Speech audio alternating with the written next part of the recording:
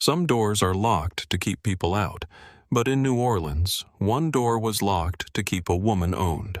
This is the story of the door he couldn't own, where a broke single mother, a stolen painting, and a dangerous mafia boss collide under the rain-soaked lights of the French Quarter. Mara Hart knows what it feels like to count dollars at midnight while her little girl sleeps beside a leaking window. She knows the shame of needing help from men who always want something back. Then Nico Belandi walks into her life with black cars, quiet threats, and a painting that carries a dead woman's secret. If you stay until the end, you'll see why love without freedom is just another cage. So don't look away. Like this video and comment where you're watching from. The door was not locked in a mansion at first. It began in a small house where rain slipped through the ceiling, and a mother learned to make silence feel safe. Mara Hart lived in the lower 9th Ward of New Orleans, in a narrow shotgun house with peeling blue paint, a porch that sagged on one side and windows that rattled every time thunder rolled over the city. At night, when the street lights flickered and the air smelled of wet brick river mud and old cooking oil from the corner store, she sat at her kitchen table and painted. Not the kind of painting people made when they were free. She painted other people's names. Dead artists, lost artists, famous artists whose brush strokes were studied by rich collectors with soft hands and clean fingernails. Mara knew how to imitate pressure rhythm, age, hesitation. She could look at a canvas once and remember how the light bent through every layer of color. She could make a new painting look as though it had been breathing in a locked room for 40 years. It was a gift. It was also the thing that kept the lights on. A cracked plate sat beside her smeared with blue-gray, and a yellow so pale it looked like old bone.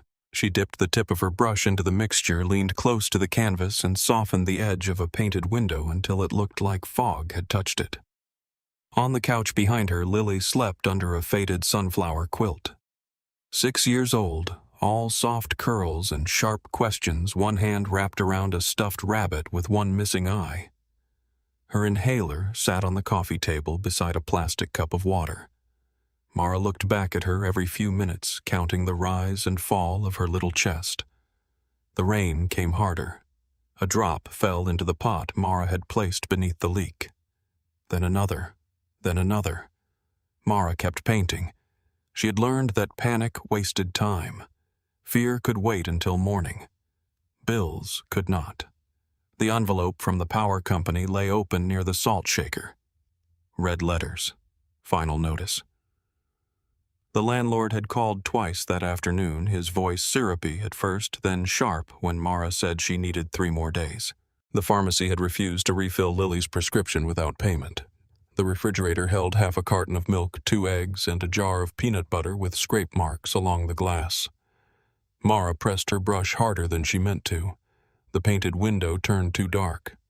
She exhaled through her nose, wiped the mistake away with her thumb, and started again. She had almost finished the canvas when Lily stirred. Mama Mara turned at once.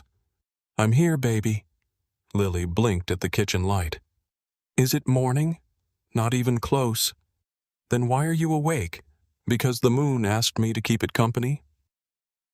Lily frowned, still half asleep. "The moon talks. In this house everything talks.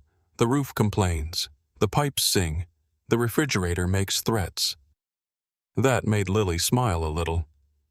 Then her eyes moved to the canvas. "Are you painting ghosts again?" Mara went still for half a breath. "Something like that." "Is that one sad?" Mara looked at the painting. It was supposed to be a copy of a coastal study by a dead painter from Maine.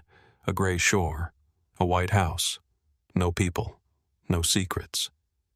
Nothing anyone could accuse of having a soul. But somehow sadness had found its way in anyway. Maybe Mara said. Lily sat up, rubbing her eyes. "You always paint sad things when you think I'm sleeping." Mara set the brush down and crossed the room. She tucked the quilt around Lily's shoulders and kissed her warm forehead. "I paint what people pay me to paint. But you don't like them." "No." Then why do you do it? Mara looked at the inhaler on the table, the bill by the salt shaker, the rainwater collecting in the pot. Because sometimes grown-ups have to make friends with things they don't like. Lily studied her with the serious face she wore when she was thinking too hard for a child. When I grow up, I'm only going to do things I like. Mara smiled, but it hurt. Good. That's the plan. Lily leaned back into the pillow. Her eyes were already closing again. Mama, yes, did you ever paint the door? The room seemed to lose sound. The rain kept falling, but Mara heard it from far away. What door, she asked. The blue one, the one with the lady and the kid. You draw it on napkins sometimes. Mara's throat tightened. She had not painted that door in years, not fully, not on canvas, only fragments when she was tired enough to forget herself.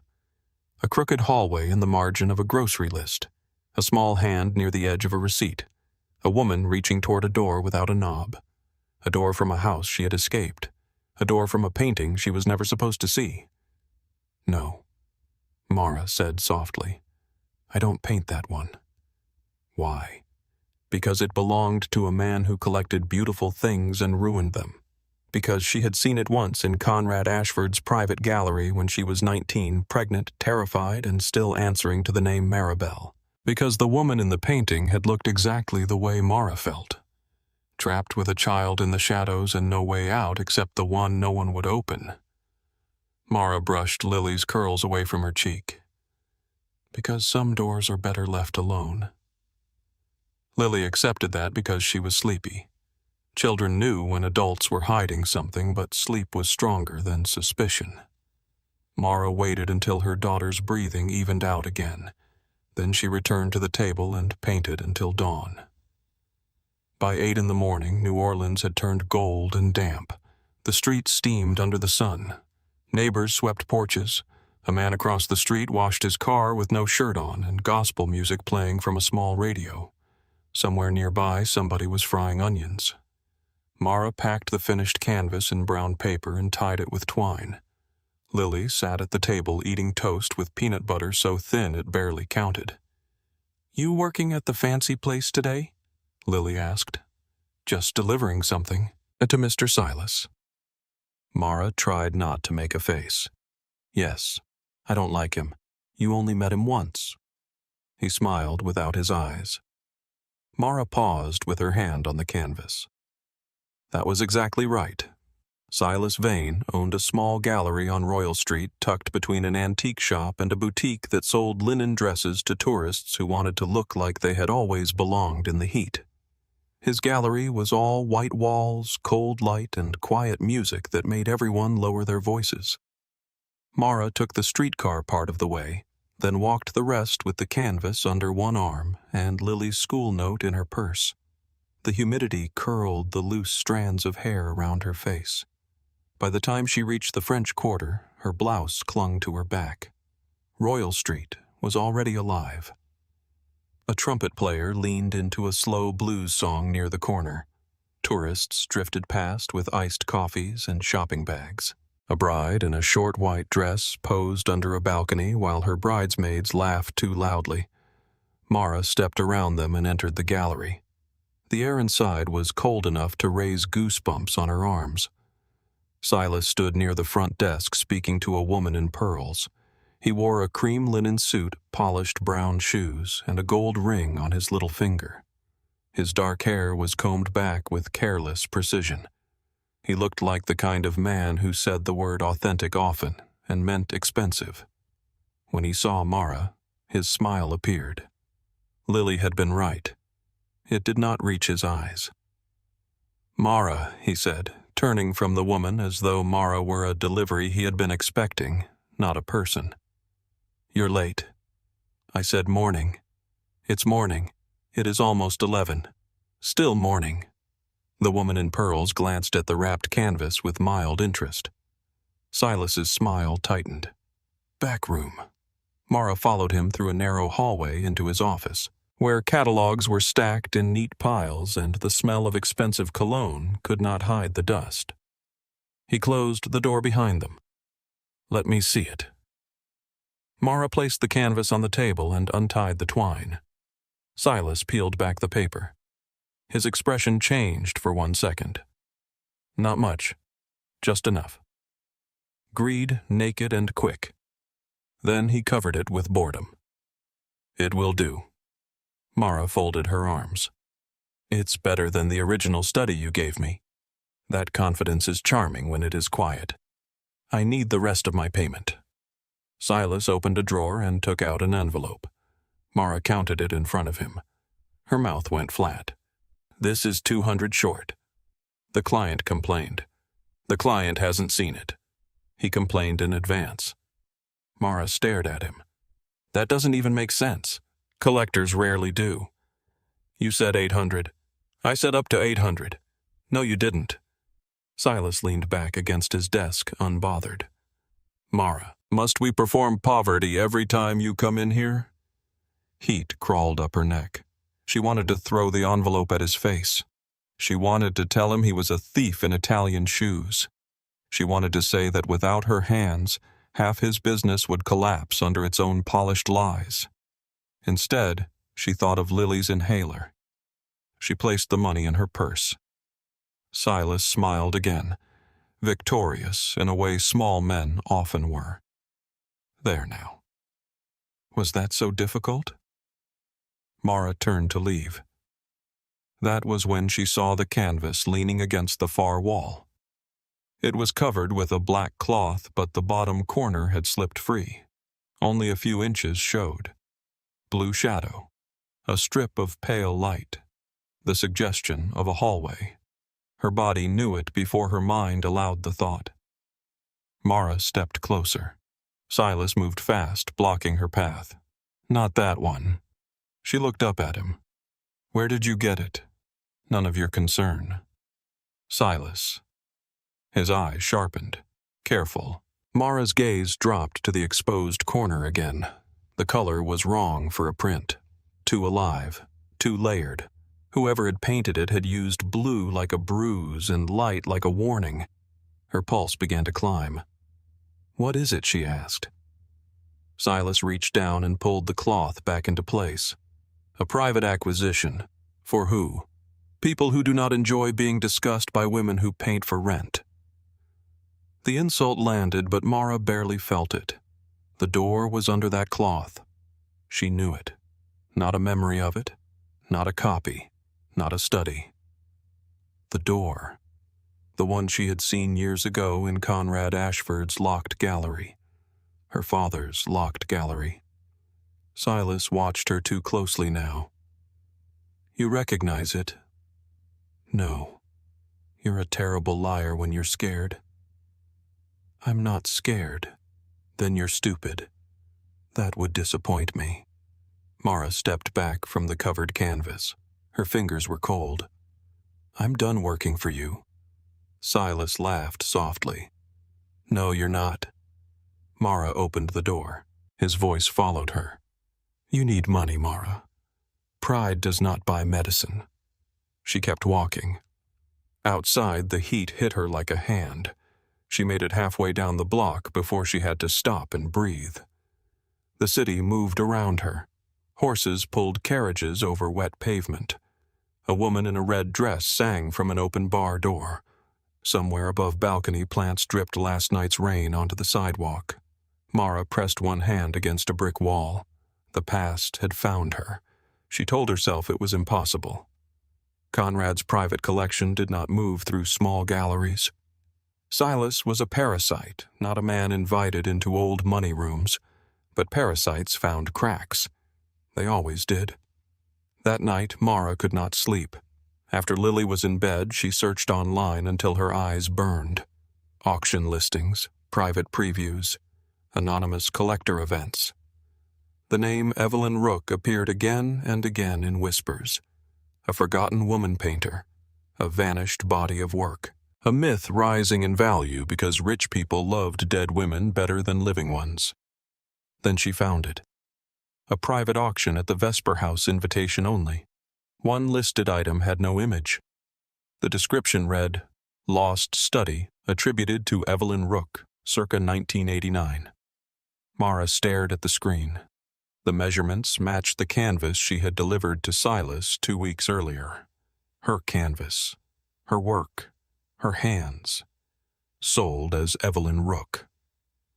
The next evening, Mara borrowed a white shirt from a neighbor, tied her hair back, and slipped into the Vesper house through the service entrance carrying a tray of champagne she had stolen from a catering cart. The mansion smelled of lilies, waxed wood, and money old enough to rot without showing it. Crystal chandeliers shone above polished floors. Paintings hung beneath careful lights while guests murmured over them with glasses in hand. Mara moved through the room with her head down.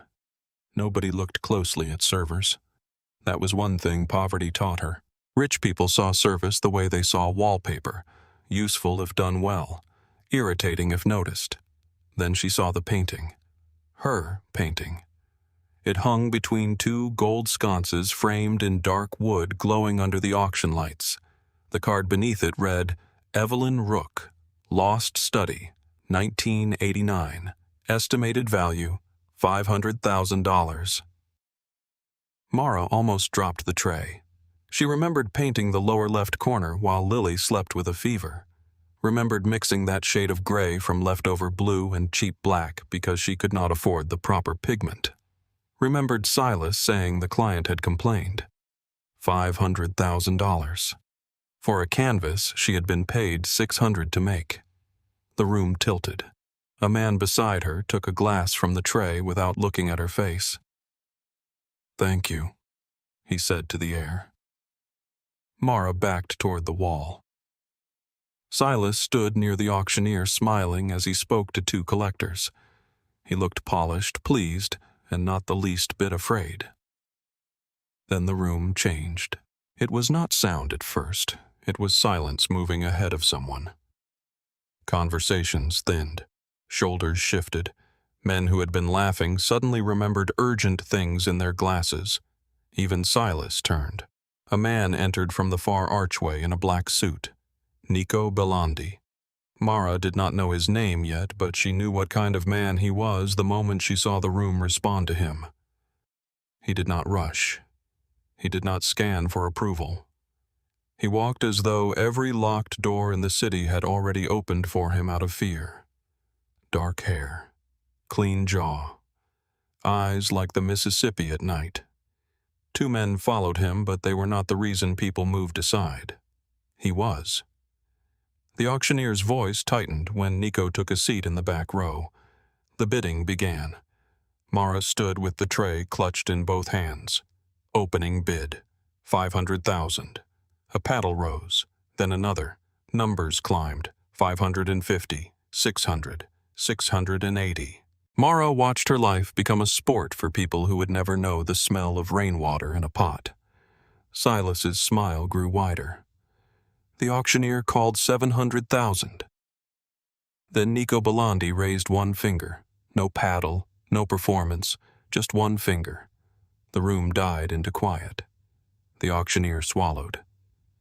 800,000 from Mr. Belandi. No one bid against him. The gavel fell. Sold. The sound cracked through Mara's chest. Nico stood. His eyes moved across the room and landed on her. Not on the tray, not on the uniform, on her. Mara looked away too late. She set the tray on a side table and slipped through the nearest door down a service hallway that smelled of bleach and hot butter. Her breath came fast. Her shoes squeaked on the tile. Behind her, music and applause returned as though nothing had happened. She reached the alley door and pushed it open. Rain waited outside. Of course it did. New Orleans always seemed to rain when Mara was trying not to cry. She stepped into the alley and nearly ran straight into a man broad enough to block the yellow light from the street. Cal Ferris. She would learn his name later. For now he was only a wall in a dark suit. "Excuse me," Mara said. He did not move. A voice behind her said, "You are the painter." Mara turned. Nico Belandi stood beneath the narrow awning untouched by the rain except for a few dark drops on his shoulders. Up close he was younger than the room had made him seem, maybe mid-30s, but there was nothing young in his eyes. "I'm catering staff," Mara said. No. You say that like it matters. It usually does. She looked past him at the alley mouth. I need to leave. You painted the rook study. Mara forced a laugh. It sounded thin even to her. I pour champagne. You looked at that canvas like it owed you money. It does. His mouth almost moved. Not quite a smile. Something colder, more interested. How much did Vane pay you? Mara's skin prickled. Nico took one step closer.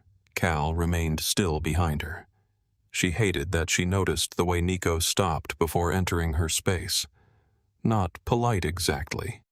Controlled. Like a blade deciding not to cut yet. How much, he repeated. Not 800,000.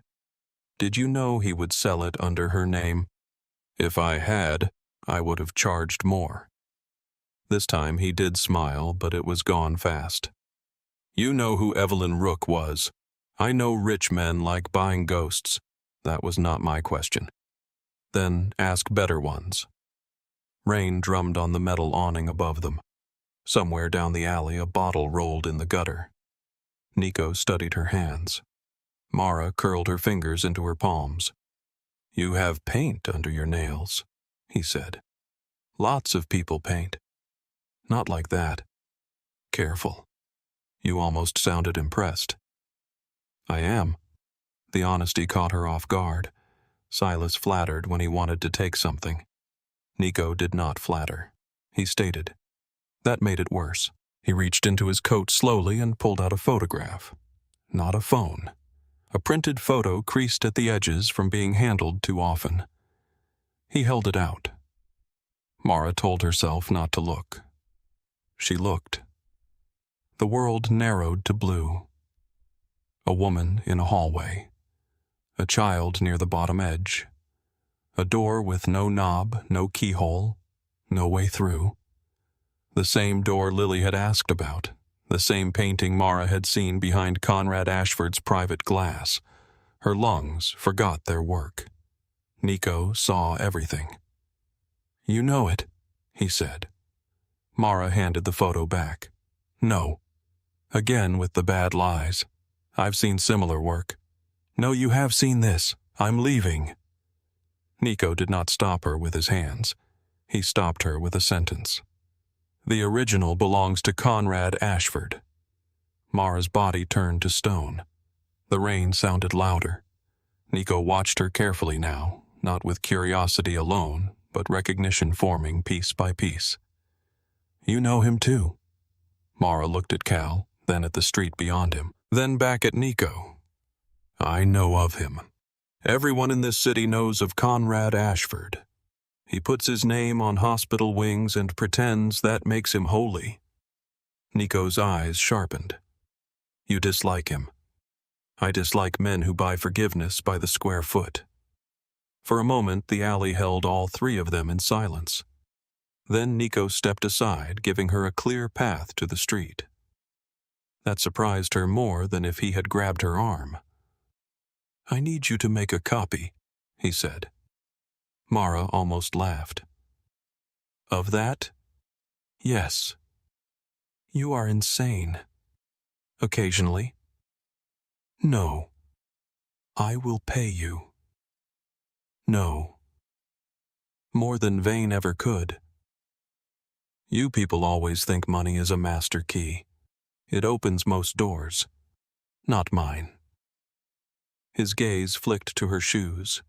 Her wet sleeves, the purse she held too tightly because the envelope from Silas was inside it. He saw too much.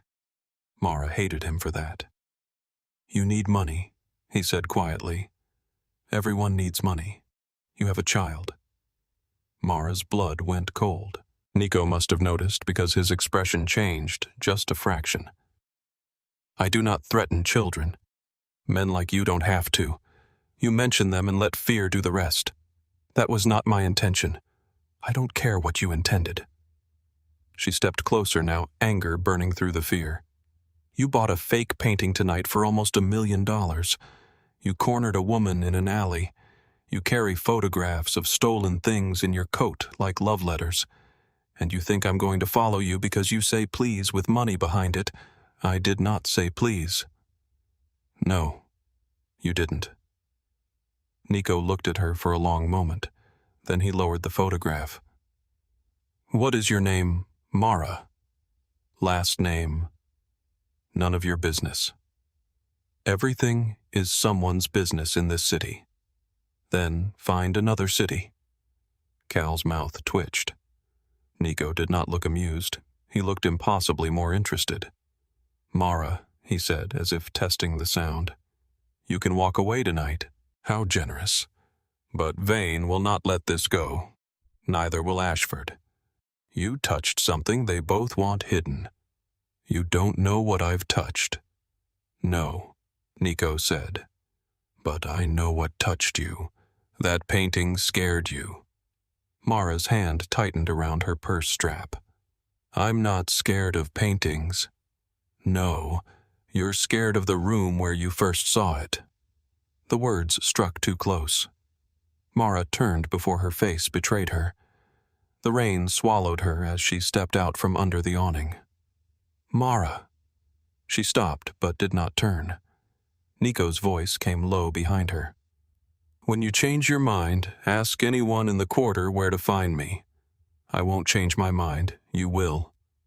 She looked back then. He stood in the alley, dark against the yellow light, the photograph still in his hand.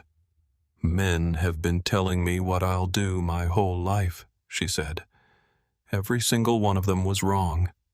Then Mara walked into the rain. She walked until the Vesper house disappeared behind her, until the music faded, until the streets grew narrower, and the quarter gave way to darker blocks where the sidewalks were cracked and the houses leaned tiredly toward one another. Her dress was soaked by the time she reached home. The envelope in her purse was damp. Her feet ached. Her heart would not slow down. The house was quiet when she unlocked the door. For one blessed second, she thought the night had ended. Then she saw the light from the kitchen spilling across the floor. She had turned it off before she left. Mara pushed the door open slowly. The smell hit her first.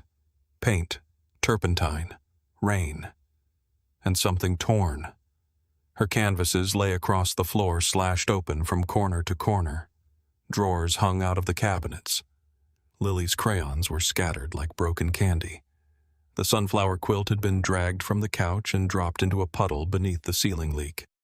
On the kitchen wall, pinned with one of Mara's own brushes, was a sheet of white paper. 4 words had been written in black marker. Stay invisible, little ghost. Mara did not scream. She ran to Lily's room. Her daughter was asleep, safe for the moment, curled on her side with the one-eyed rabbit under her chin. Mara crossed the room and gathered Lily into her arms. Lily woke with a small, frightened sound. Mama? Shh. We're going for a ride. Is it morning? No baby? Is the roof leaking again? Mara looked toward the hallway where the note waited under the kitchen light. Something like that. Outside, rain slid down the porch steps. A black SUV sat at the curb, engine running, headlights dimmed. Cal Ferris stood beside the passenger door, broad shoulders wet beneath his dark coat. Mara held Lily tighter. Cal did not move toward her. He only said, Mr. Belandi thought you might need somewhere safe tonight. Mara looked back at her broken house, at the slashed canvases, at the note, at the child shivering against her chest. Then she stepped off the porch and into the rain again. Mara stepped off the porch and into the rain again, but this time she was not walking away from danger. She was climbing into a black car that looked like danger had learned to wear leather seats.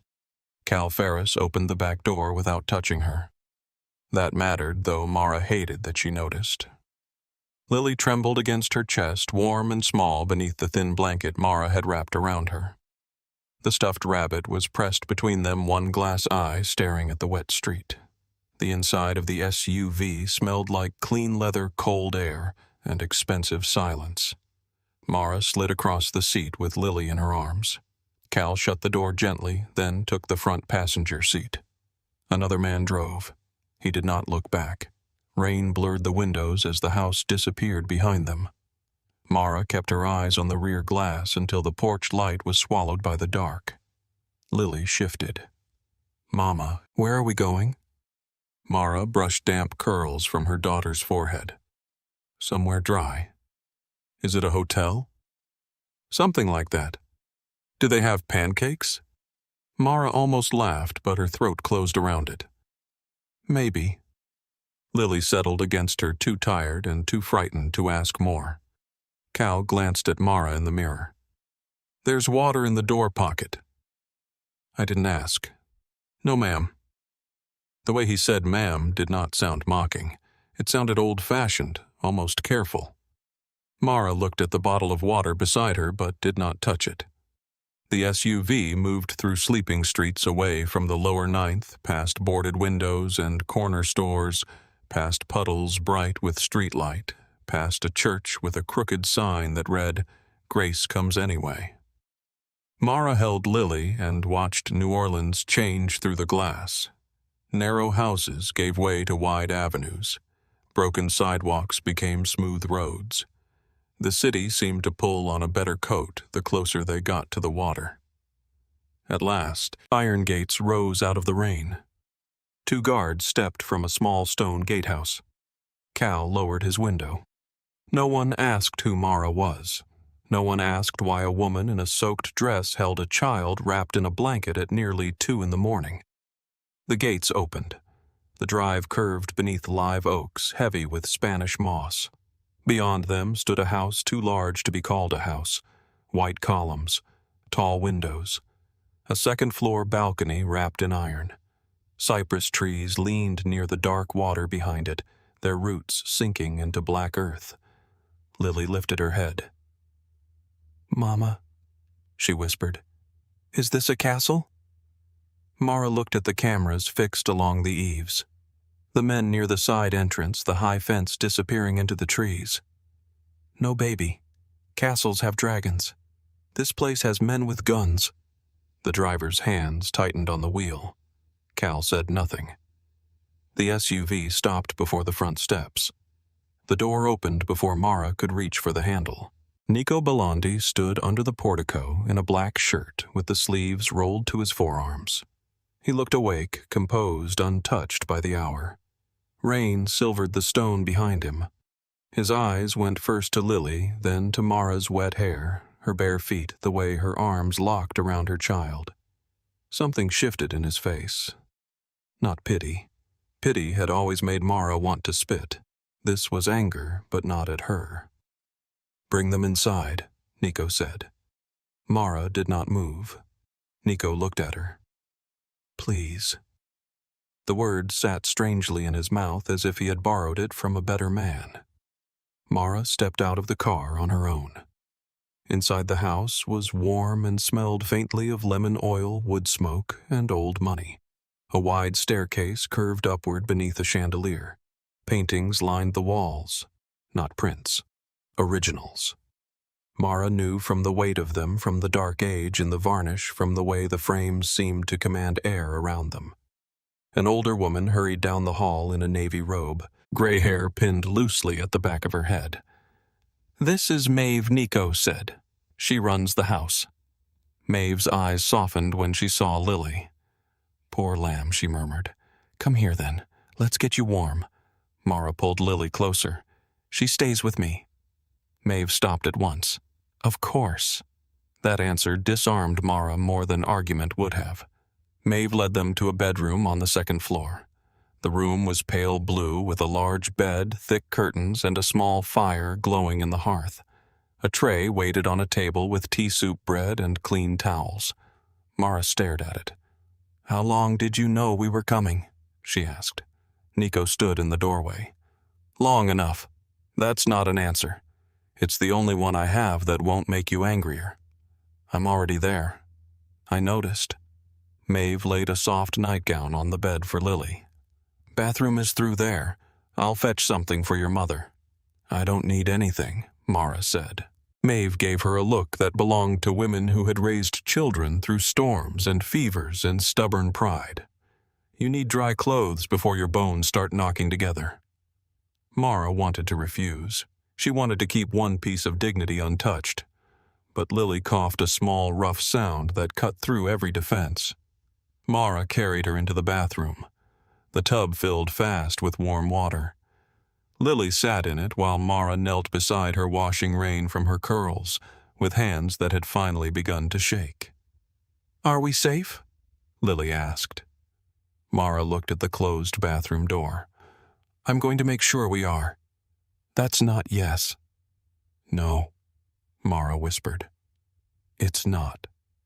When Lily was dry and wrapped in the borrowed nightgown, she fell asleep almost the moment Mara laid her on the bed. Maeve brought a small machine from somewhere in the house, a nebulizer clean and ready. Mara did not ask how Nico knew Lily might need one. She watched her daughter breathe through the treatment, counting each inhale until the tightness in Lily's chest eased. Only then did Mara step into the hallway. Nico waited near the window at the end of the corridor, not too close to the bedroom. Again, distance like a decision. Mara walked toward him. "Did you have my house searched?" "No." "Did you have me followed?" "Yes." Her palm cracked across his face before she could think. The sound snapped through the hall. Nico did not move except to turn his face with the blow. When he looked back at her, there was no surprise in his eyes, only acceptance. Mara's hand burned. "You followed my child. I followed Silas." "Liar." His jaw tightened. "I had Cal watch your block after the auction." Vane left the Vesper house angry. "I knew he might try something. You could have warned me. You told me to stay away, so you decided my no meant watch me from the dark." Nico's voice lowered. "I decided your daughter did not deserve to be in a house when Silas came back with men." Mara stepped closer. "Do not use Lily to clean up what you did." He held her gaze. "You're right." That stopped her. Nico touched the red mark on his cheek once, then dropped his hand. "I should have warned you. I should have given you the choice before I gave you the ride." "Yes, you should have. I'm not good at this." "At what?" "Basic decency. At letting people walk into danger when I can stop it." Mara laughed once, bitter and tired. "Men like you always say that. You call it protection when you take the wheel. I am offering you protection." "No. You are offering me a nicer cage." The words hung between them. Downstairs a clock struck 2. Nico looked away first. "Come with me." "No." "To the study. 5 minutes. Then you can lock yourself in that room with your daughter and hate me from there. I don't need permission to hate you." "No," he said. "You don't." The study was on the first floor behind dark wooden doors. Shelves climbed to the ceiling. A fire burned low.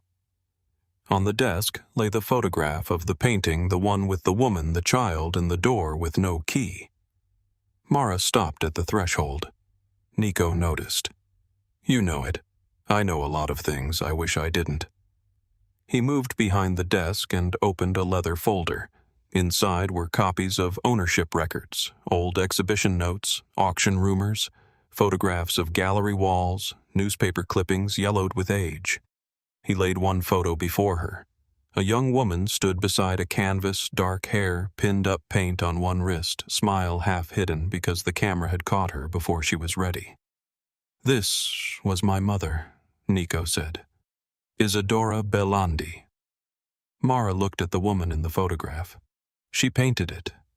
"Yes." "Under Evelyn Rook." Nico's expression changed. "You knew the name. Silas was selling my work under it. That means he knew enough to be dangerous and not enough to be careful." Mara touched the edge of the photo, but did not pick it up.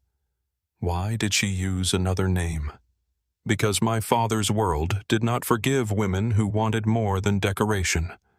Because collectors loved mystery more than talent. Because men like Conrad Ashford could make a woman disappear while praising her brushwork. At the sound of Conrad's name, Mara's spine stiffened. Nico watched her carefully. "You said everyone knows him," he said. "Everyone does, not like you." Mara stepped back from the desk. "Say what you want to say. Conrad Ashford is your father." The fire shifted in the silence. Mara's face did not break. She had spent years learning that skill. Men like Conrad raised daughters to smile while bleeding. Poverty had only sharpened what old money began. Nico waited. She gave him nothing. At last he said, "I found the birth record." "Then you found an old name that doesn't belong to me." "Maribel Ashford." Mara's eyes flashed. "Don't call me that." "I won't. You just did.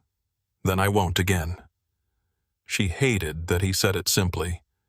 No argument, no demand for gratitude. Mara turned toward the painting photograph. The woman in the hallway reached for a door she could not open. "What do you want from me?" she asked. "A copy." "No." "A perfect copy." I said no. "Conrad is displaying the original at a private gala in 3 weeks. After that, it leaves the country. I have tried to buy it. He refused. I have tried to pressure him. He enjoyed that. I have tried every clean way left. And now you want the dirty one. I want what he stole from my mother." Mara looked at him. "And if I help you steal it back, what happens to me?" "You get paid." "How much 5 million?" She stared at him. The number was too large to make sense. It did not feel like money. It felt like fiction. Nico did not blink. "Enough for Lily's medicine," he said. "Enough for a house without leaks. Enough for school. Doctors. A life where Silas Vane never gets to speak to you again." Mara's mouth went dry. She imagined a clean bedroom for Lily. A refrigerator full enough that she did not have to pretend peanut butter toast was a treat. A studio with real light. A door that locked because she chose to lock it, not because fear stood outside. Then she saw Nico watching the want move across her face. Shame hit hot and fast. "No." His brow lowered. "Mara, no. I won't be purchased just because the price got prettier. This is not a purchase. Then why does it feel like one?" He walked around the desk but stopped several feet away. "Because I don't know how to ask for things without making them sound like orders. At least you know. I need you." The words were quiet. Mara wished they did not land. "What you need," she said, "is someone desperate enough to risk prison for you." Yes. The honesty was ugly. She respected it anyway. "And you think that's me?" "I think you're desperate. I also think you're brilliant. I think you can see that painting better than anyone alive because for some reason it means something to you too." Mara looked away. Nico's voice softened. "What did Conrad do to you?" She laughed under her breath. "That question needs a bigger room. We have one. I'm not giving you my wounds so you can use them as a map." He absorbed that like another slap. "Then keep them. I intend to." A small sound came from upstairs. Lily calling in her sleep. Mara turned at once. Nico did too, but he did not move before she did. He let her pass him. Another detail she hated noticing. By morning the rain had stopped. Mara woke in the blue bedroom with Lily curled against her side and sunlight spilling across a rug worth more than everything Mara owned. For a moment she forgot where she was. Then she saw the heavy curtains, the fireplace, the clean glass of water beside the bed. Memory returned. The ruined house. The note. The SUV. Nico Belandi saying her old name. Lily woke hungry. Maeve brought breakfast on a tray.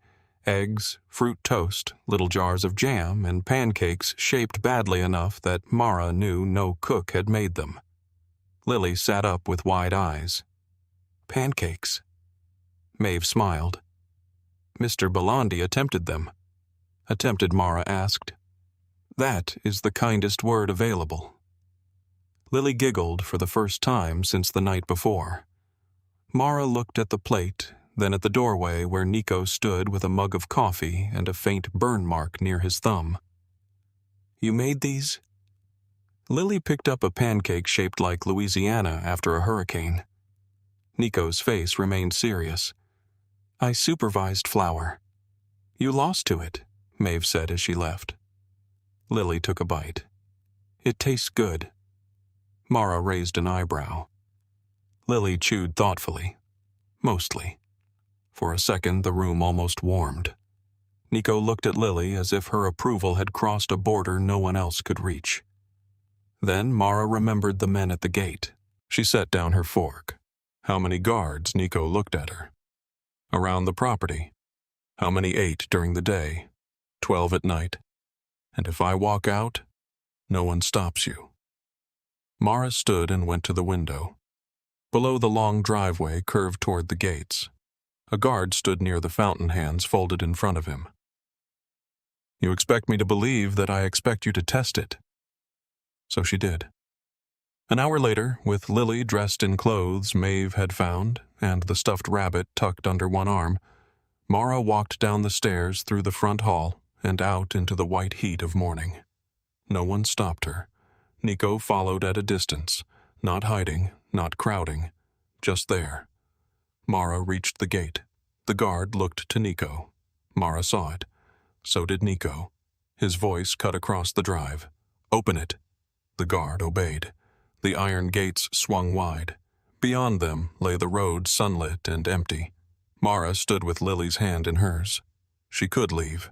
She had no car, no safe house, no money beyond the damp envelope in her purse. Silas knew where she lived.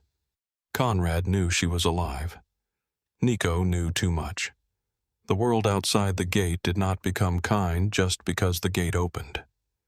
Lily squeezed her fingers. "Are we going?" Mama Mara stared at the road. Then she turned back toward Cypress House. Nico's face gave away nothing, but his hands were still at his sides, open empty. Mara walked past him. "This doesn't mean—" "Yes," she said. "No," he answered. "It means you came back. For my daughter. I know. For now. I know that too." Inside, Nico led her to a studio at the back of the house. The room was filled with northern light, high windows, covered shelves, and a long table prepared with materials Mara had only touched in art stores and never bought. Real sable brushes, Belgian linen, pigments in small glass jars, solvents that did not smell cheap enough to make her dizzy. At the center of the far wall hung a large print of "The Door with No Key." Mara approached it slowly. The painting seemed to breathe. The woman in the hallway wore a pale dress, but the shadows swallowed the lower half of her body. Her hand was stretched toward the door, fingers spread. The child near the bottom corner was barely visible, almost hidden in the blue. Nico stood behind her. Mara did not turn. "She isn't trying to open it." "What?" "The door." Nico said nothing. Mara moved closer until the image filled her eyes. Everyone looks at the hand and thinks she wants out. But look at her shoulders. Nico stepped beside her, careful to leave space. Mara pointed without touching the print. "She's bracing. She's not reaching forward. She's holding back. From what? Someone on the other side." The silence that followed was different from the others. Nico stared at the painting like it had betrayed him by keeping a secret in plain sight. "My mother painted this after she met Conrad," he said. Mara felt the name pass through the room like a cold draft. Then maybe she knew exactly what kind of door he was. Nico looked at her. For once, he had no answer. Mara turned to the table and picked up a brush. Its weight was perfect, balanced, and clean. She hated how much she wanted to use it. "I'll make your copy," she said. Nico's eyes darkened. "But you don't command me. You don't touch my daughter's life without asking me. You don't lock doors and call it shelter. You don't buy my silence. You don't get my trust because you paid more than the last man who lied." He listened to every word. "And if I say stop," Mara continued, "we stop." Nico nodded once. "Agreed. I want it in writing. You'll have it. I want a lawyer who doesn't work for you. You'll choose one. And Lily stays with me. Always." Mara studied him, looking for the hook beneath the offer. She found danger. She found control held too tightly. She found grief with blood on its hands. But she did not find mockery. Not this time. She dipped the brush into a jar of blue pigment and touched it to a blank strip of linen. The color spread like a bruise beneath water. Behind her, Nico exhaled. Mara did not look back. The first line of the copy was thin, almost invisible, but the room changed around it. A woman who had painted ghosts for rent money had just placed her hand on a dead woman's door, and, somewhere inside the house, every locked secret seemed to lean closer to hear. Every door has a body behind it. The first line of blue did not look dangerous. It looked soft, almost harmless.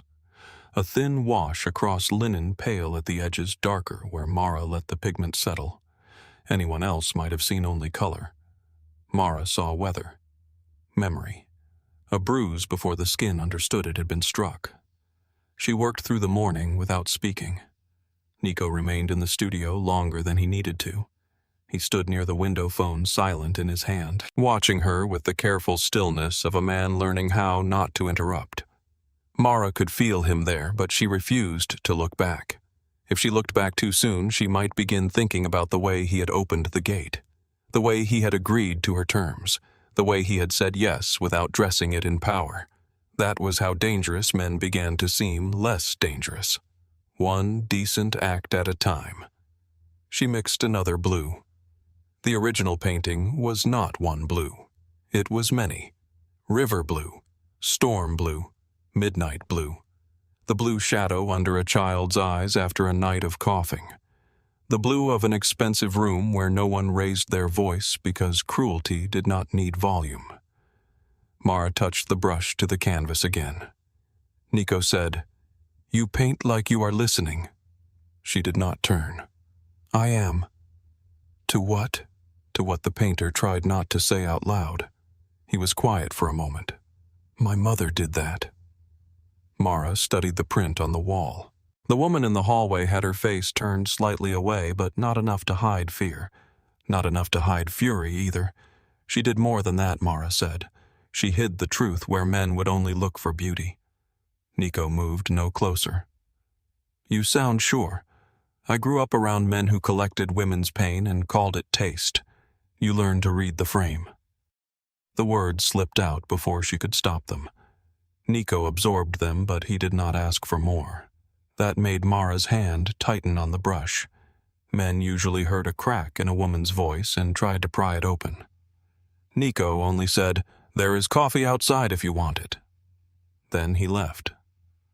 Mara hated him a little less for that. By noon, Lily had claimed the corner of the studio as her own. Maeve brought crayons, paper, and a small table that looked as though it had been carried from some forgotten nursery. Lily drew houses with smoke curling from chimneys, cats with crooked tails, and one drawing of Nico standing beside a giant pancake while Mara laughed so hard her mouth became a black oval. Mara looked at it and frowned. "I did not laugh that hard." Lily looked up. "You did inside." Nico, passing the doorway, heard this and stopped. Mara pointed at him with the clean end of her brush. "Do not look proud. I would never. You are doing it right now." His mouth softened, just enough. Then a woman's voice came from the hall. "Niccolo Belandi, if you are terrifying the artist, at least offer her wine."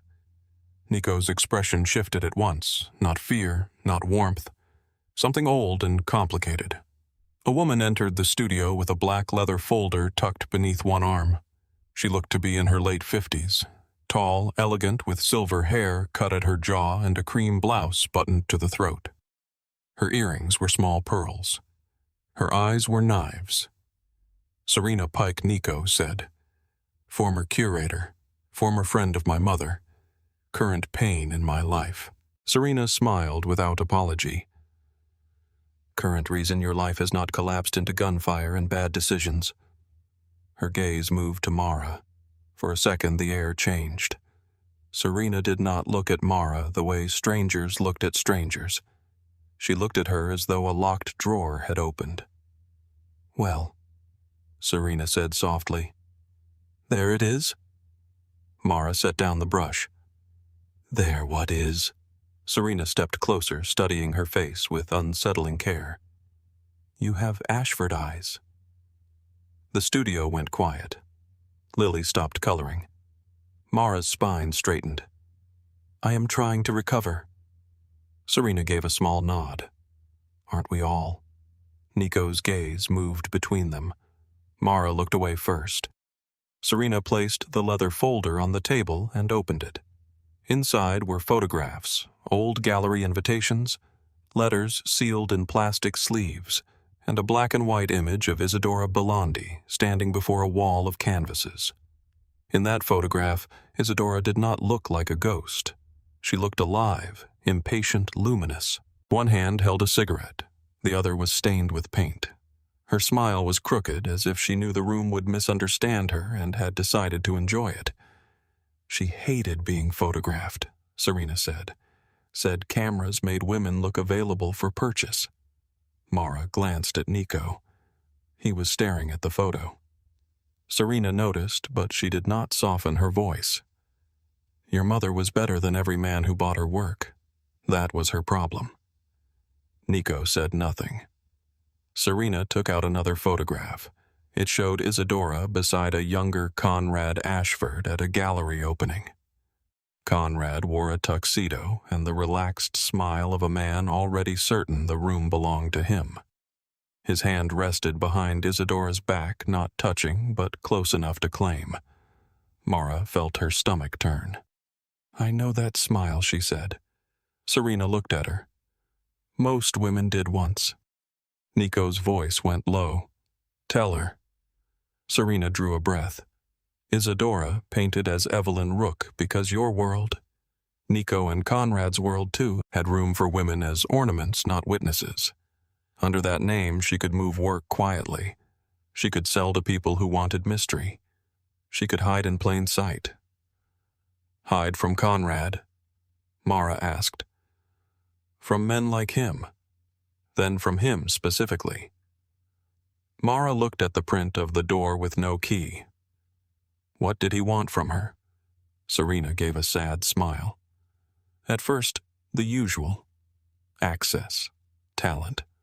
The shine of being near someone original. Later, he wanted control. He bought paintings before they were dry. He paid critics. He arranged shows. He made sure every door opened only if he held the key. Nico turned toward the window. Mara heard the quiet violence in his silence. And your mother? Mara asked. She let him think she was grateful, Serena said. For a while. Then she began collecting proof. Proof of what Serena's fingers rested on the folder. Forged ownership records. Payments to silence women. Donations moved through shell charities. Private sales used to hide bribes.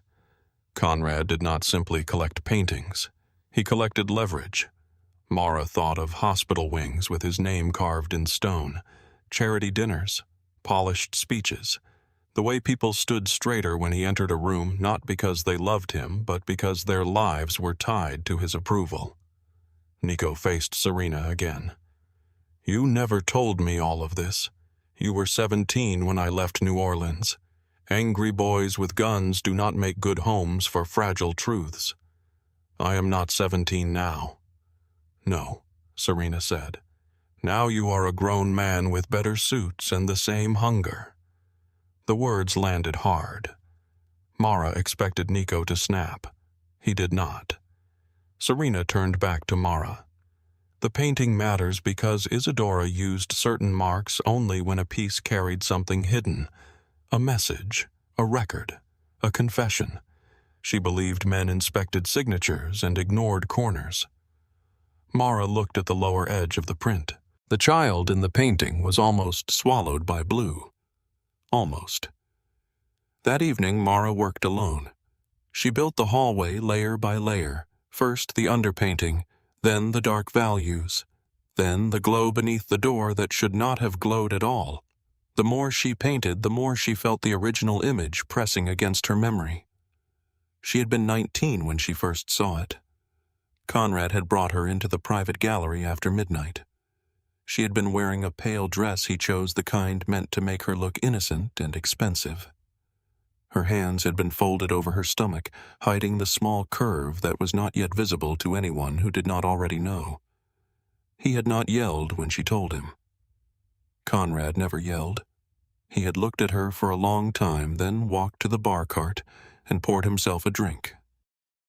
Ashford women do not become scandals, he had said. I am not an Ashford woman to anyone but you. His smile had been almost kind. That was the worst part. You are mine where it matters. Then he gave her the choices. A doctor, a quiet arrangement, a return to his world, or the child, poverty, disappearance, nothing from him, not even his name. Mara had looked past him then and seen the painting, the woman, the child, the locked door. The woman's hand had not been reaching. She had been resisting. Mara had understood before she had the words. She left 3 days later. She kept the baby. She buried Maribel Ashford so Lily Hart could live. The memory loosened something in her chest, but it did not free it. A sound at the door made her turn. Nico stood there. You stopped painting, he said. I remembered something. About the painting. About myself. He waited. Mara almost laughed. You are getting good at not asking. It is killing me. Good. A quiet passed between them. Not comfortable, not safe, but real. Nico stepped into the studio only after she gave a small nod. He looked at the copy. The hallway had begun to emerge. The woman was still a pale shape, faceless and unfinished.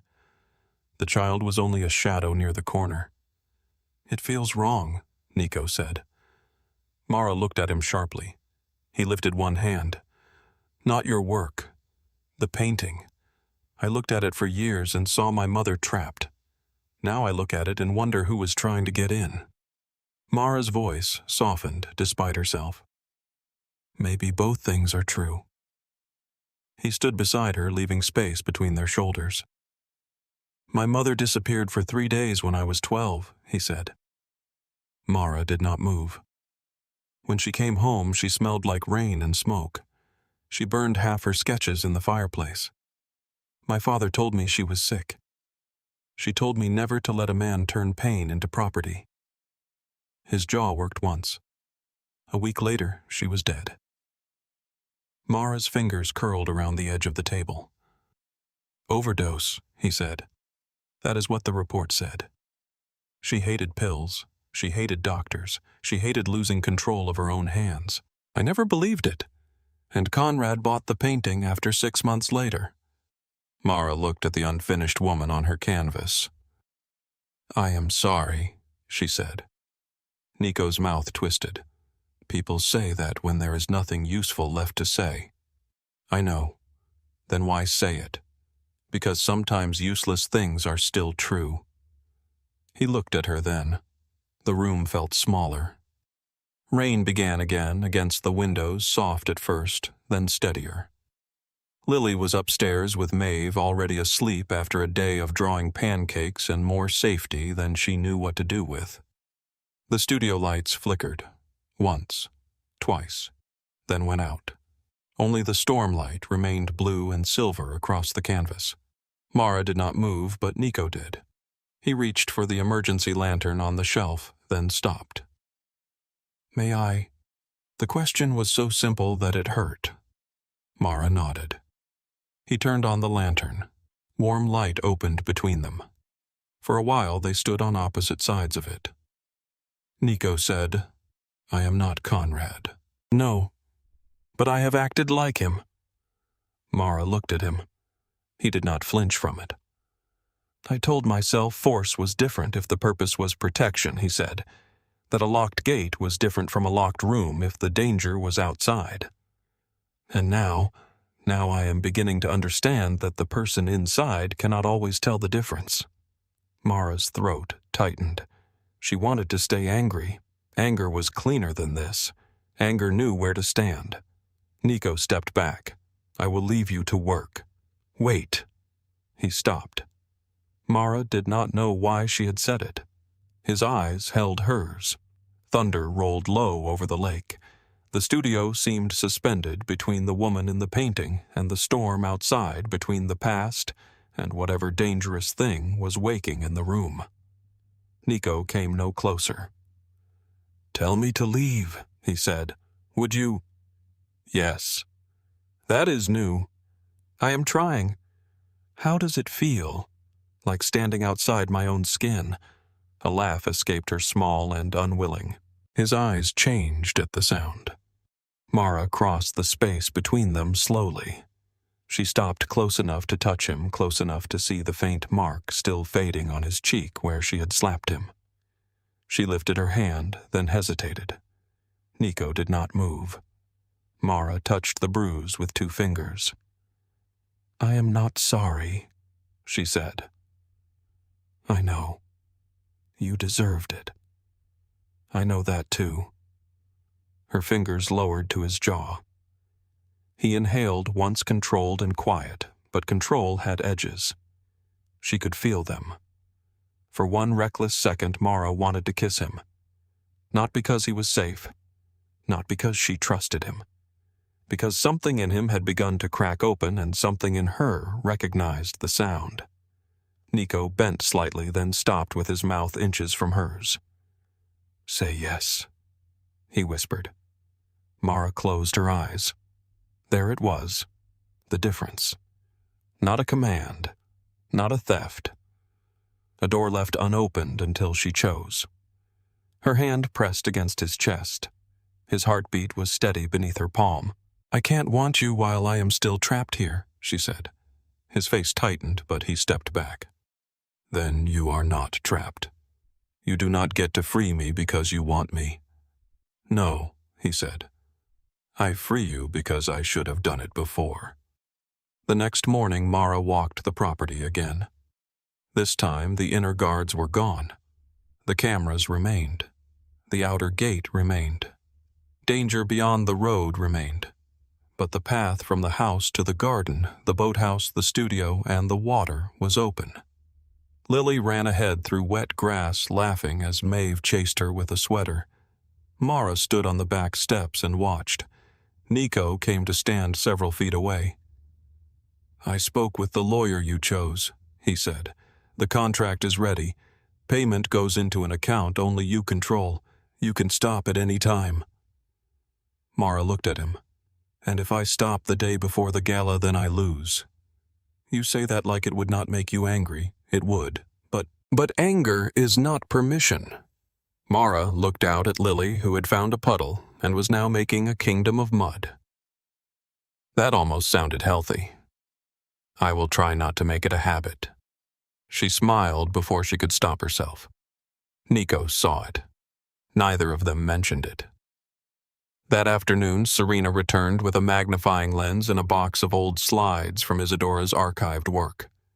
She and Mara spent hours studying the tiny details of the door with no key. At first, Mara found nothing.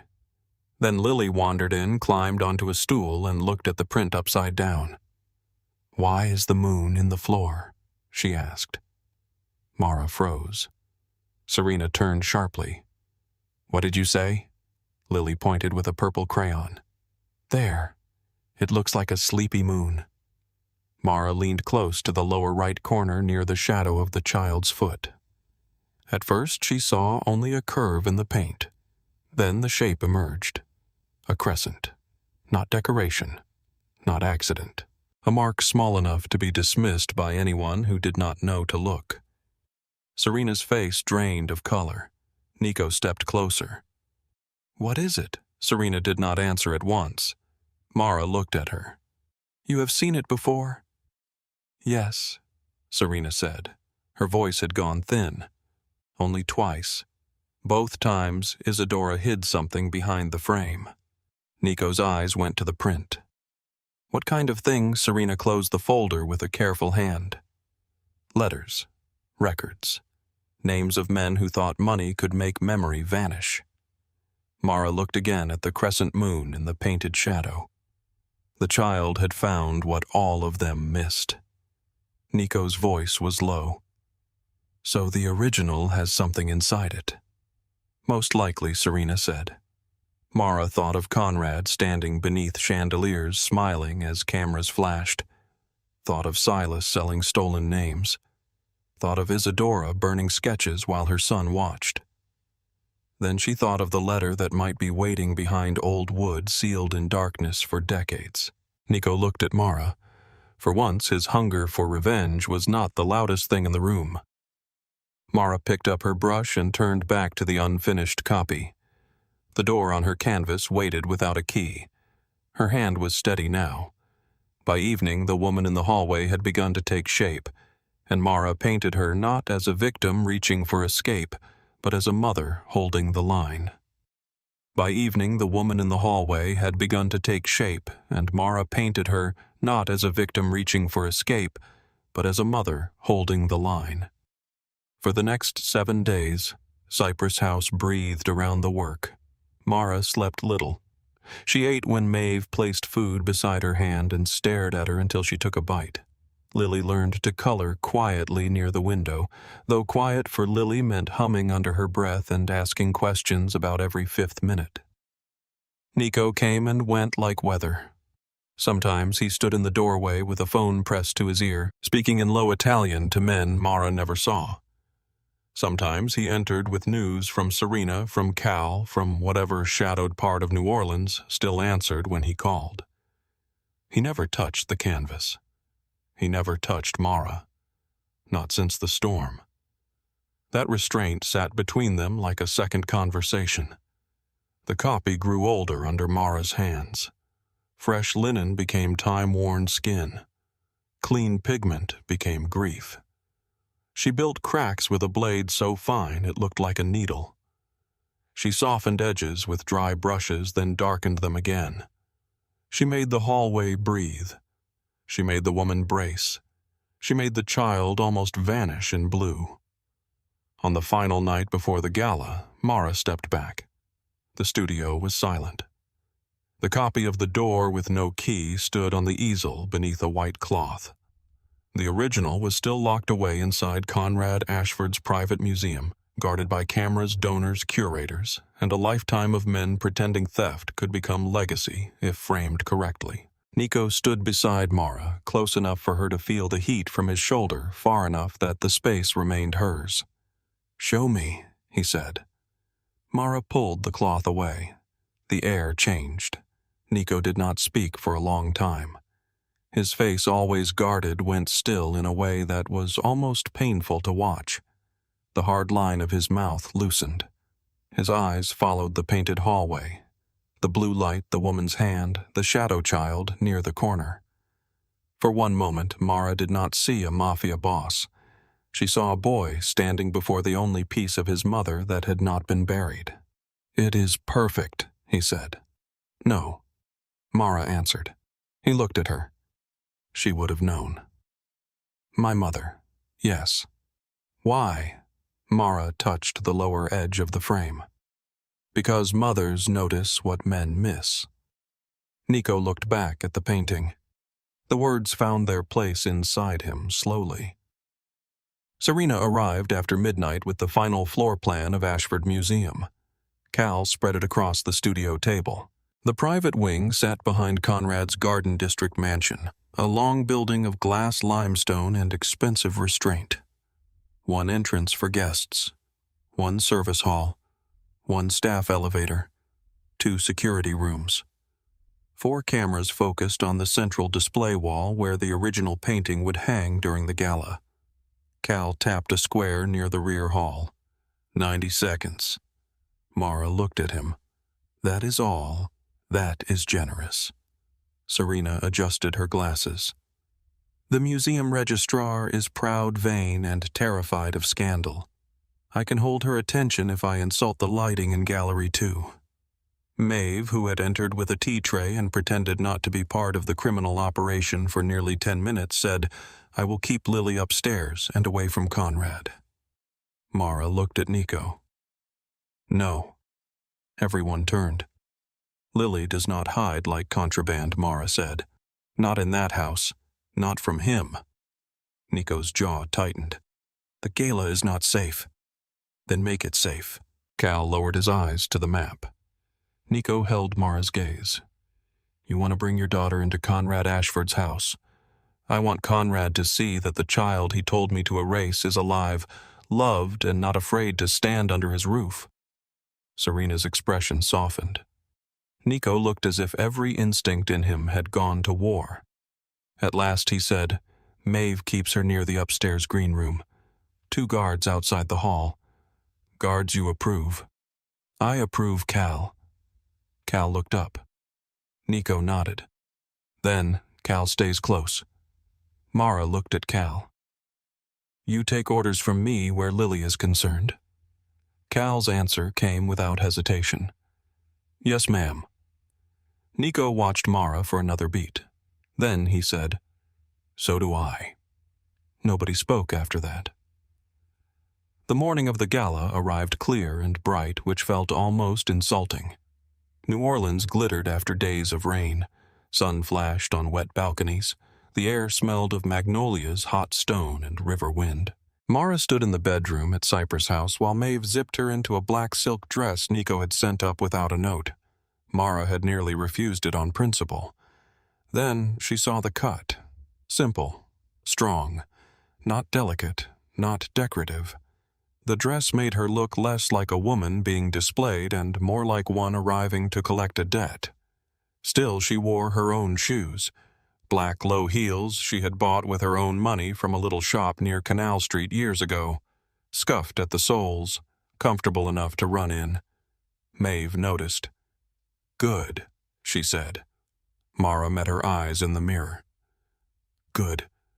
A woman should never attend a dangerous party in shoes chosen by a man." Lily sat on the bed in a pale yellow dress swinging her legs. "Do I look fancy?" she asked. Mara turned and knelt before her. "You look like sunshine with opinions." Lily smiled. "That means fancy." "It means better than fancy." Lily touched Mara's cheek. "Are we going to see the bad grandpa Mara's breath caught?" She had never called Conrad that. She had barely called him anything in Lily's hearing. Children filled silence with the truth adults avoided. "Yes," Mara said, "but he does not get to decide anything about us." Lily nodded as if this made perfect sense. Downstairs, Nico waited in the front hall. Black suit, white shirt, no tie. A man carved from restraint. His eyes moved over Mara once, then stopped at her shoes. A faint smile touched his mouth. "Smart," he said. "Mine," Mara answered. "I know." That answer warmed her more than it should have. They rode to the Garden District in separate cars because Mara insisted on it. Lily rode with Mara and Maeve. Nico rode ahead with Cal and the painting secured in a climate case. The Ashford mansion rose behind iron fencing and old oaks, pale and grand and merciless. Mara had not stepped inside those gates in 7 years. Her hands did not shake until the car stopped. Lily slipped her small fingers into Mara's. Maeve leaned close. "Breathe before you open the door. Rich people can smell fear, but only because most of them wear it as perfume." Mara laughed softly despite herself. Then the door opened. Cameras flashed near the front steps. Guests climbed from expensive cars in silk diamonds and practiced indifference. Music floated through the open doors. The mansion glowed as though nothing cruel had ever happened beneath its roof. Mara walked in with Lily beside her. For a few seconds, no one noticed. Then someone did. A whisper moved. Then another. Maribel Ashford had returned. Mara felt the name ripple through the room, though no one dared say it too loudly. Faces turned. A woman with a champagne glass stared as if she had seen a ghost wearing lipstick. An older man looked away too fast. Nico entered from the far side of the hall. The whispers changed shape. Fear recognized fear.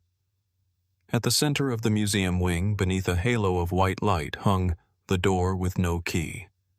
The real one. Mara knew before she reached it. No copy, no photograph, no memory could reproduce the pressure of it. The painting seemed to hum in the room. The woman in the hallway was not just painted. She was trapped in wet blue time, still pushing against a force no one else could see. The child at the bottom edge looked smaller than Mara remembered.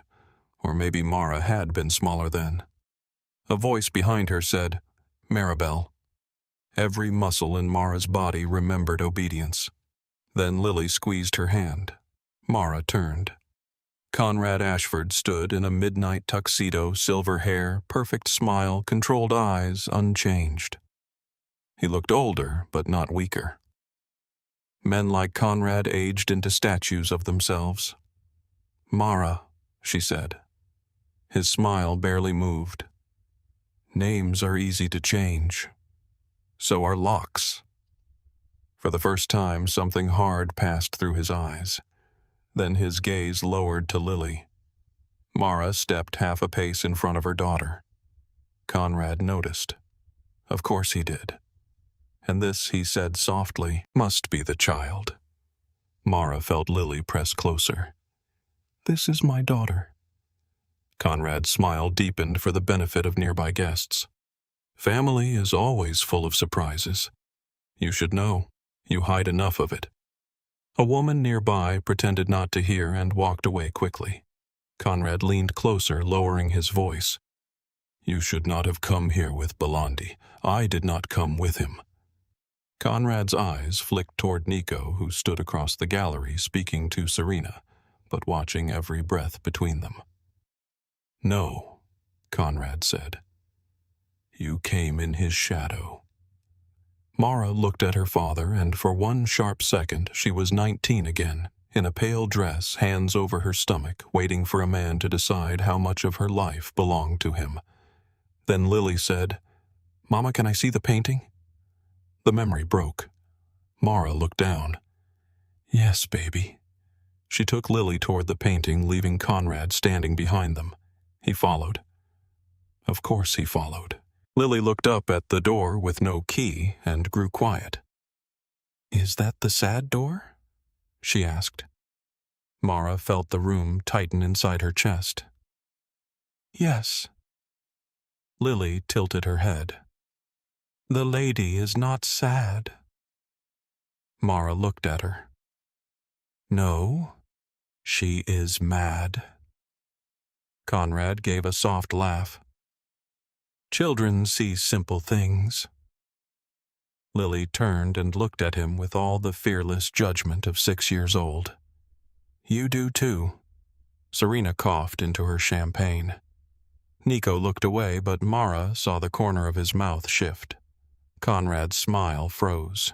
The gala moved around them. Speeches began. Donors gathered.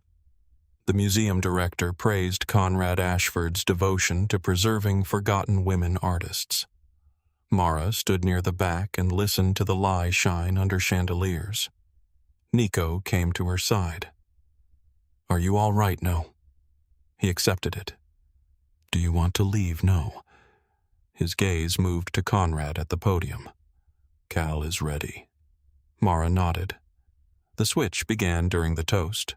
Serena approached the museum registrar near Gallery 2 and said with elegant disgust, "Whoever lit that cassette should be tried in The Hague."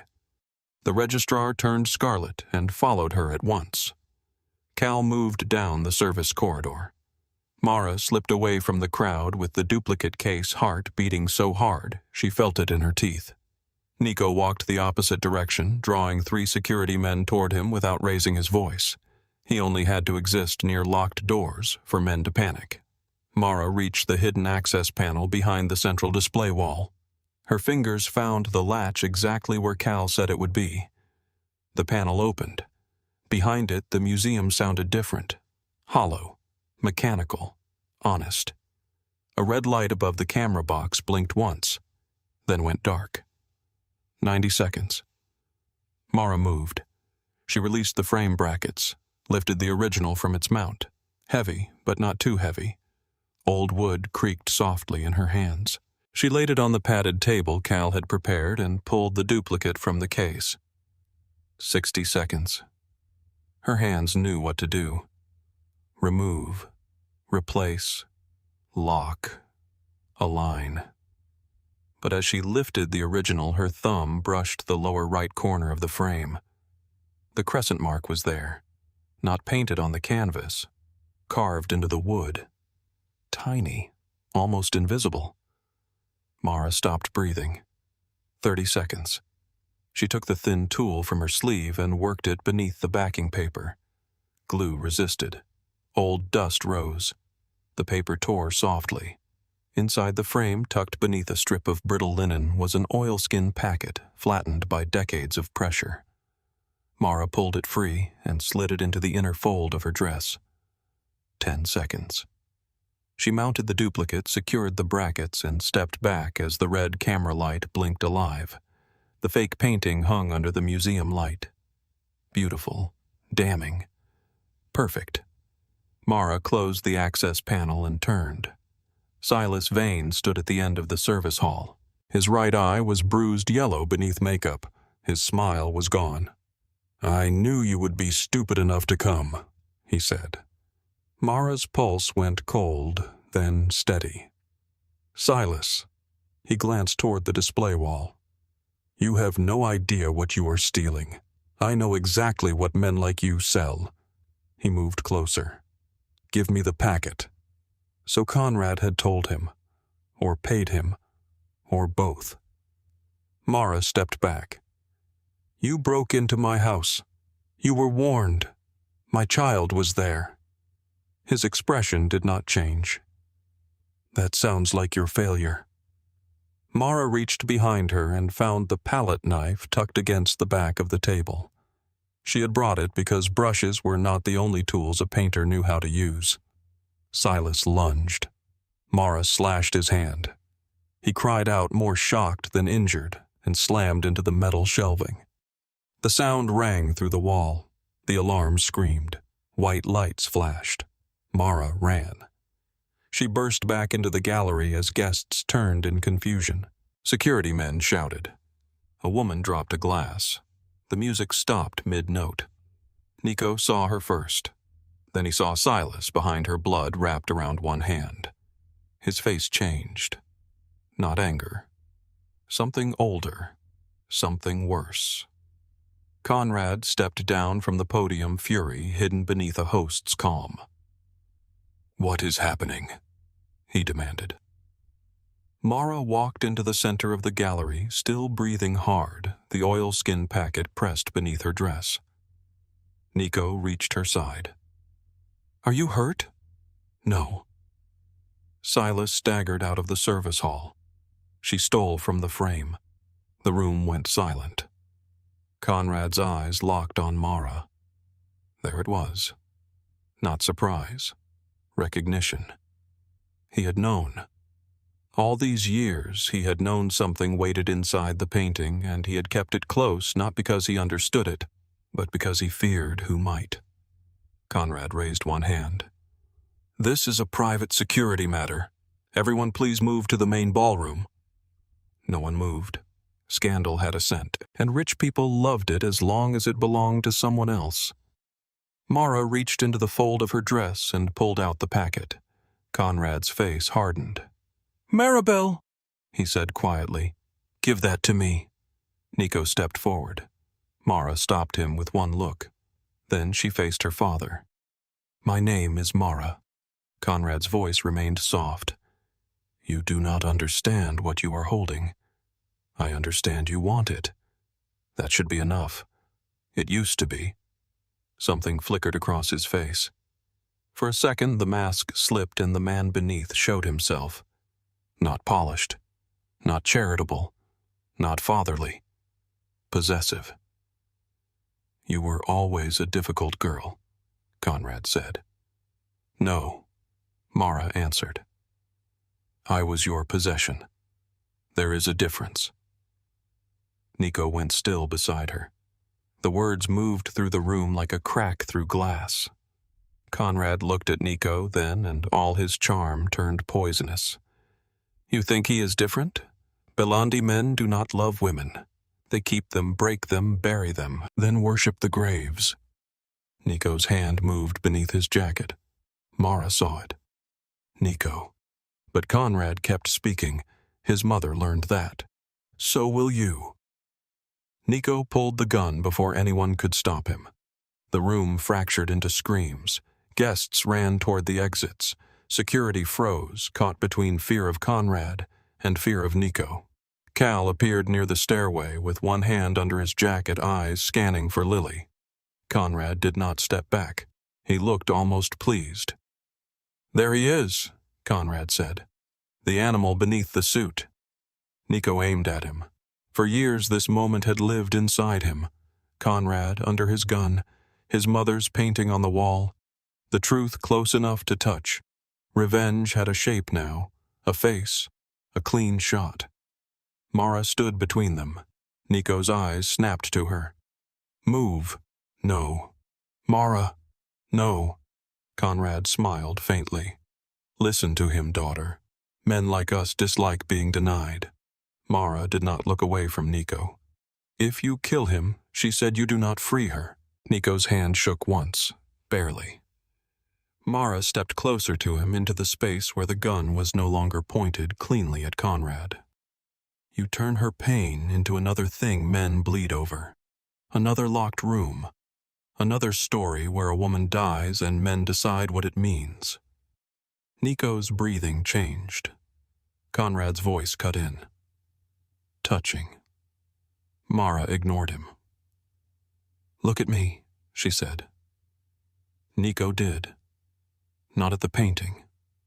Not at Conrad. At her. I will not be the prize at the end of your revenge. The gun lowered an inch. Then a small voice cried from the stairs.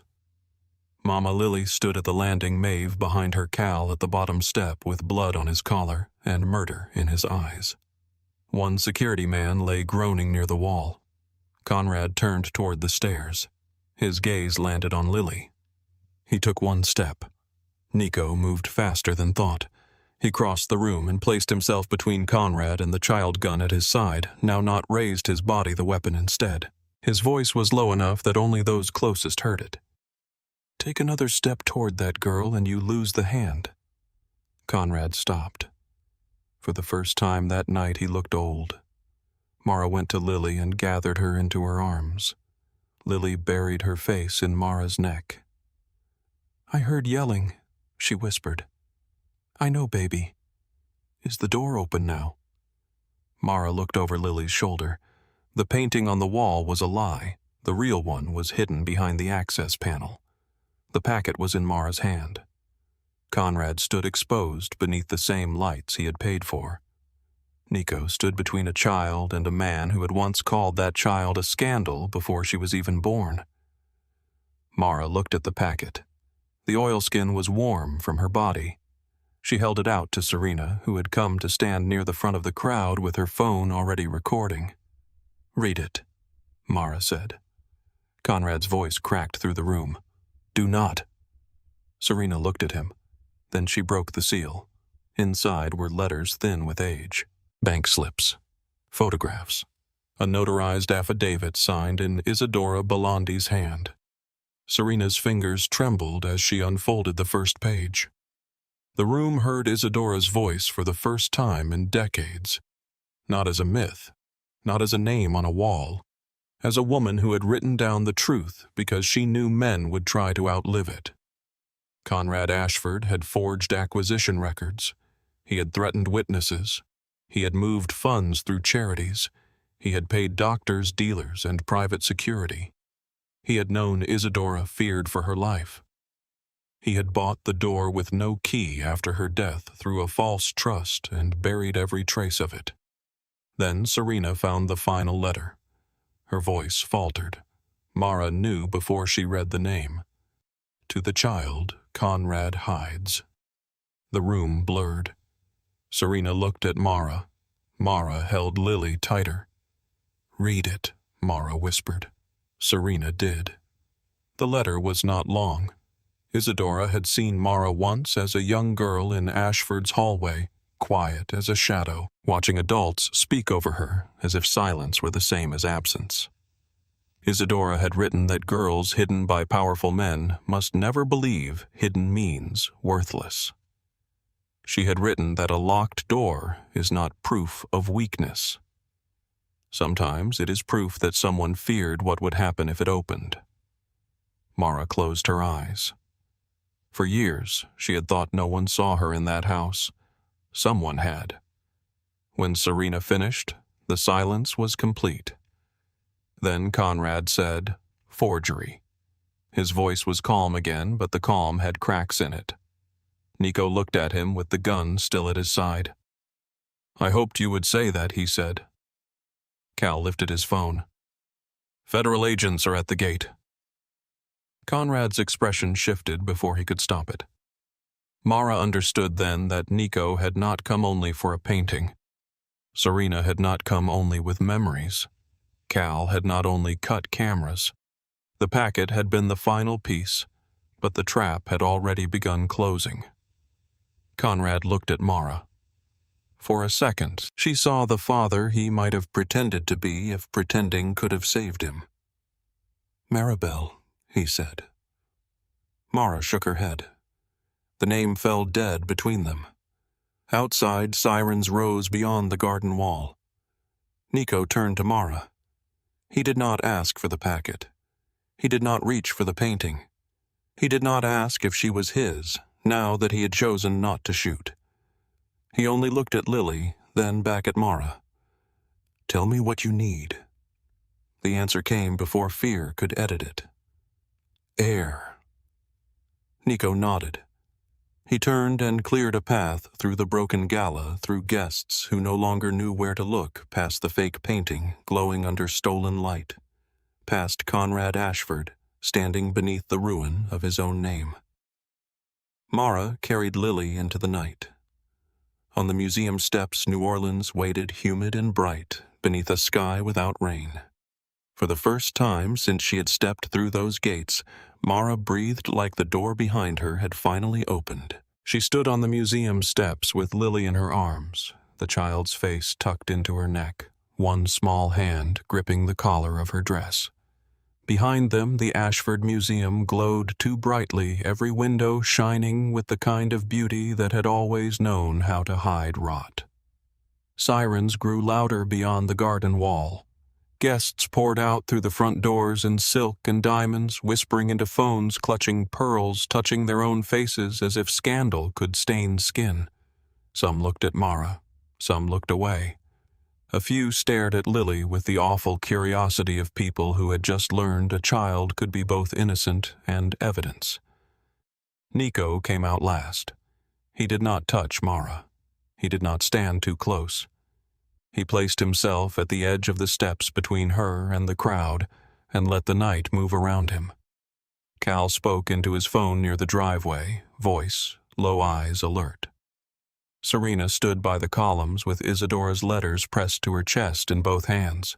Maeve had one arm around Lily's back, even though Mara had not let go of her daughter.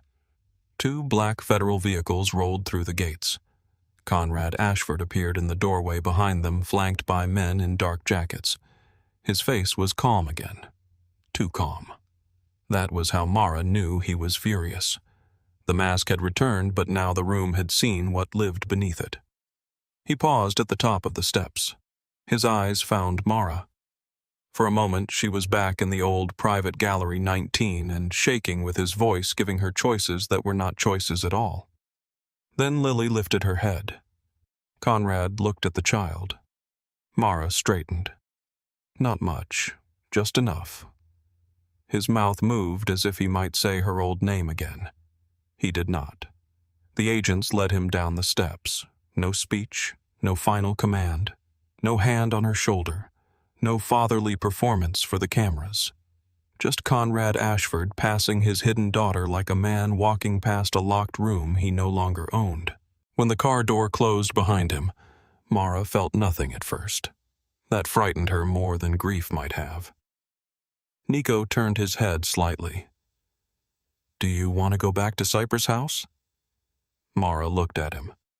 Rain had not fallen, but the air still smelled wet, full of river heat and magnolia. His face was shadowed beneath the museum lights. There was blood on his cuff, not his, she thought. A bruise darkened near his jaw where one of Conrad's men must have caught him in the chaos. He looked tired. He looked dangerous. He looked like a man who had almost become the worst version of himself and stepped back only because a woman asked him to. Mara shifted Lily on her hip. "No," she said. Nico's eyes changed, but he nodded. "We're somewhere he has never been." He did not ask which she meant. An hour later, they reached Cypress House, only long enough for Mara to pack. The estate was quiet when they entered. The guards kept their distance. The chandelier in the front hall glowed softly above polished floors.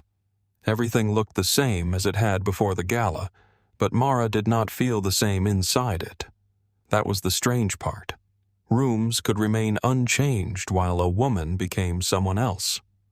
Lily was asleep against Maeve's shoulder.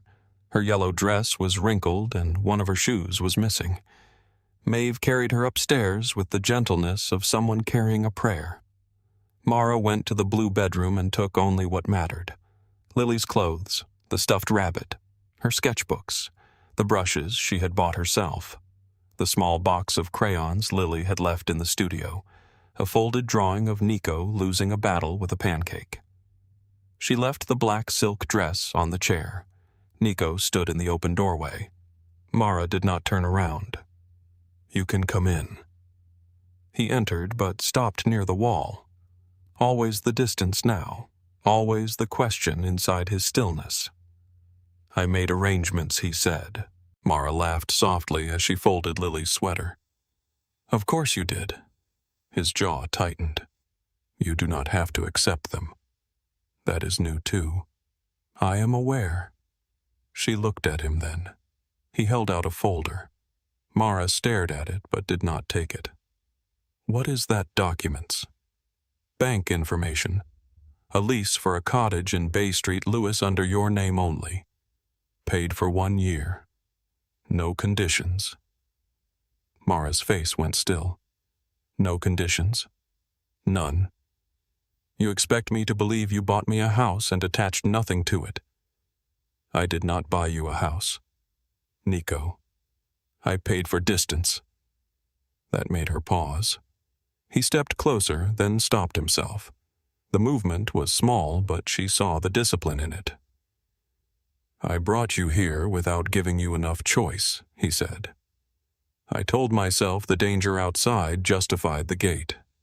I was wrong." The room went quiet.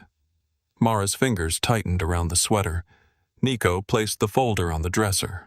"The money for the painting is in an account only you control. $5 million as promised. Your lawyer approved the transfer. Cal has the contact information for federal protection if you want it. Serena has copies of every document. Conrad cannot bury this without a fight." Mara swallowed. "And you?" she asked. His eyes held hers. "I stay here." With the painting, his face changed. The real painting had been recovered after the agents secured the museum. The fake remained with federal evidence. The original now sat downstairs in a protective case, wrapped and waiting like a body brought home after too many years. Nico looked toward the hall. "For tonight," he said. Mara walked to the dresser and placed one hand on the folder. It felt heavier than paper. Freedom had weight. She opened it. Saw her name. Mara Hart. Not Maribel Ashford. Not Belandi's woman. Not Conrad's mistake. Her name printed cleanly across legal pages. Her throat burned. "You are not sending anyone after us," she said. "No, not Cal. No. Not one of your men parked 3 streets away. No. No cameras, no favors, no quiet little calls to make sure I am where you left me." Nico took the words like blows because maybe they were. "No," he said again. Mara closed the folder. Lily stirred in the hall, carried back by Maeve, half awake now and rubbing her eyes. "Are we leaving?" Lily asked. Mara crouched in front of her. "Yes, baby." Lily looked past her to Nico. "Are you coming?" Nico lowered himself to one knee slowly so he was not towering over her. "No," Lily frowned. "Why?" "Because your mama asked me not to." The answer made Lily think. Then she stepped forward and hugged him. Nico went very still. His hands hovered for a second before settling lightly around the child's back. Mara saw his eyes close.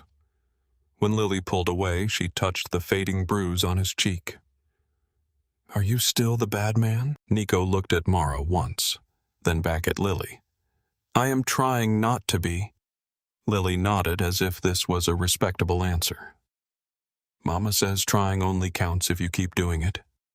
Nico's mouth curved with something too sad to be a smile. "She is right." Mara stood. The air between her and Nico was full of all the things neither of them could safely hold yet. Love, maybe. Want, certainly. Grief, still. But freedom had to come first, or everything after it would be another locked room with prettier walls. At the front door, Nico opened it for her. Not like a gentleman. Like a man returning something he never had the right to keep. Mara paused on the threshold. The night outside was warm.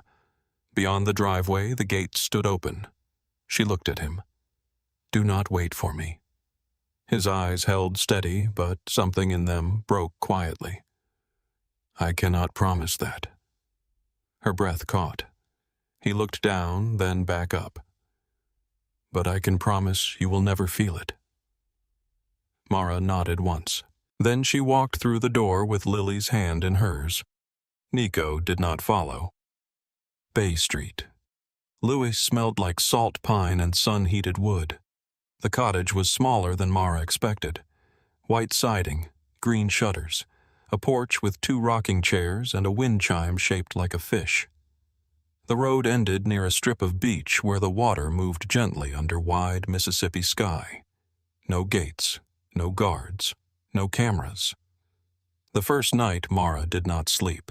She checked the locks 3 times, then laughed at herself because the locks were hers. She opened the windows, then closed them. She stood in Lily's doorway and listened to her daughter breathe in a bedroom with no ceiling leak, no mold in the corners, no red notices on the kitchen counter. In the morning, Lily found a stray orange cat under the porch and named him King Pancake. Mara bought groceries without counting every item twice. Milk, strawberries, chicken, rice, real butter. A box of cereal Lily had always wanted because the cartoon tiger on the front looked happy for no reason. At the pharmacy, she paid for Lily's medicine without asking if there was a cheaper version. In the car, Mara cried so hard she had to pull over.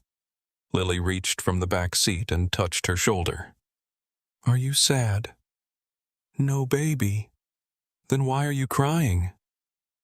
Mara looked at the bag of medicine on the passenger seat. Because sometimes safe feels strange at first. The days opened slowly. Mara painted the porch rail because she wanted to. She washed Lily's dresses and hung them on a line in the sun. She sat on the beach with a sketchbook open in her lap and drew nothing for almost an hour. That was new too. Not working, not producing, not turning her hands into rent. Just being still long enough to hear the world without fear shouting over it. But peace did not mean the past stayed quiet. The oilskin packet had been photographed, copied, logged, and returned to Mara by Serena 2 weeks after the gala. Most of the legal documents were with investigators now. The letters remained with her. She waited 3 nights before reading the one addressed to her. Lily slept. King Pancake purred on the windowsill. A storm rolled far out over the gulf, too distant to threaten the roof. Mara unfolded the page. The handwriting was slanted, graceful, impatient. Child, I do not know your name. I only know that Conrad keeps you in the East Hall behind rooms guests never enter, and that you watch the adults as if silence can make you smaller. It cannot. Mara stopped reading. Her hand pressed over her mouth. The cottage blurred. No one had seen her. That was what she had believed for years. She had moved through Conrad's house like a shadow trained to be grateful for beautiful rooms that had no place for her name. But Isadora had seen her. Mara forced herself to continue. Men like Conrad do not build cages because we are weak.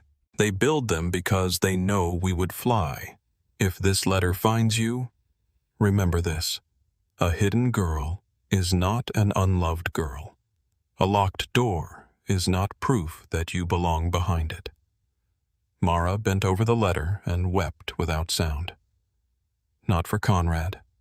Not even for the girl she had been. For the woman who had reached across decades from her own locked room and left a handprint on the wall. The letter ended with a warning. Conrad keeps trophies when he fears testimony. He will keep my painting because he thinks the frame belongs to him. He is wrong. The truth was never his to own. Mara read the letter again the next morning. Then she called Serena. Not Nico. Serena. Together they released enough of the documents to start a public collapse no donation could stop. Conrad's foundation was suspended. Museum board members resigned with careful statements full of shock and no responsibility. Silas Vane was arrested outside Baton Rouge with forged provenance papers, 2 passports, and a swollen hand wrapped in gauze. Mara watched none of the interviews. She had spent too long being a footnote in powerful men's stories. She had no desire to become a spectacle in their downfall. Nico did not call. Not once. That silence, more than anything, proved he had listened. Weeks passed. Then a letter arrived. No return address. Heavy cream paper. Her name written in black ink. Mara knew his hand before she opened it. I do not ask you to come back. I only want you to know the door is open even if you never walk through it. N. That was all. No plea.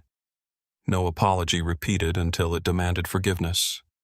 No explanation of loneliness. No promise wrapped around a hook. Just an open door.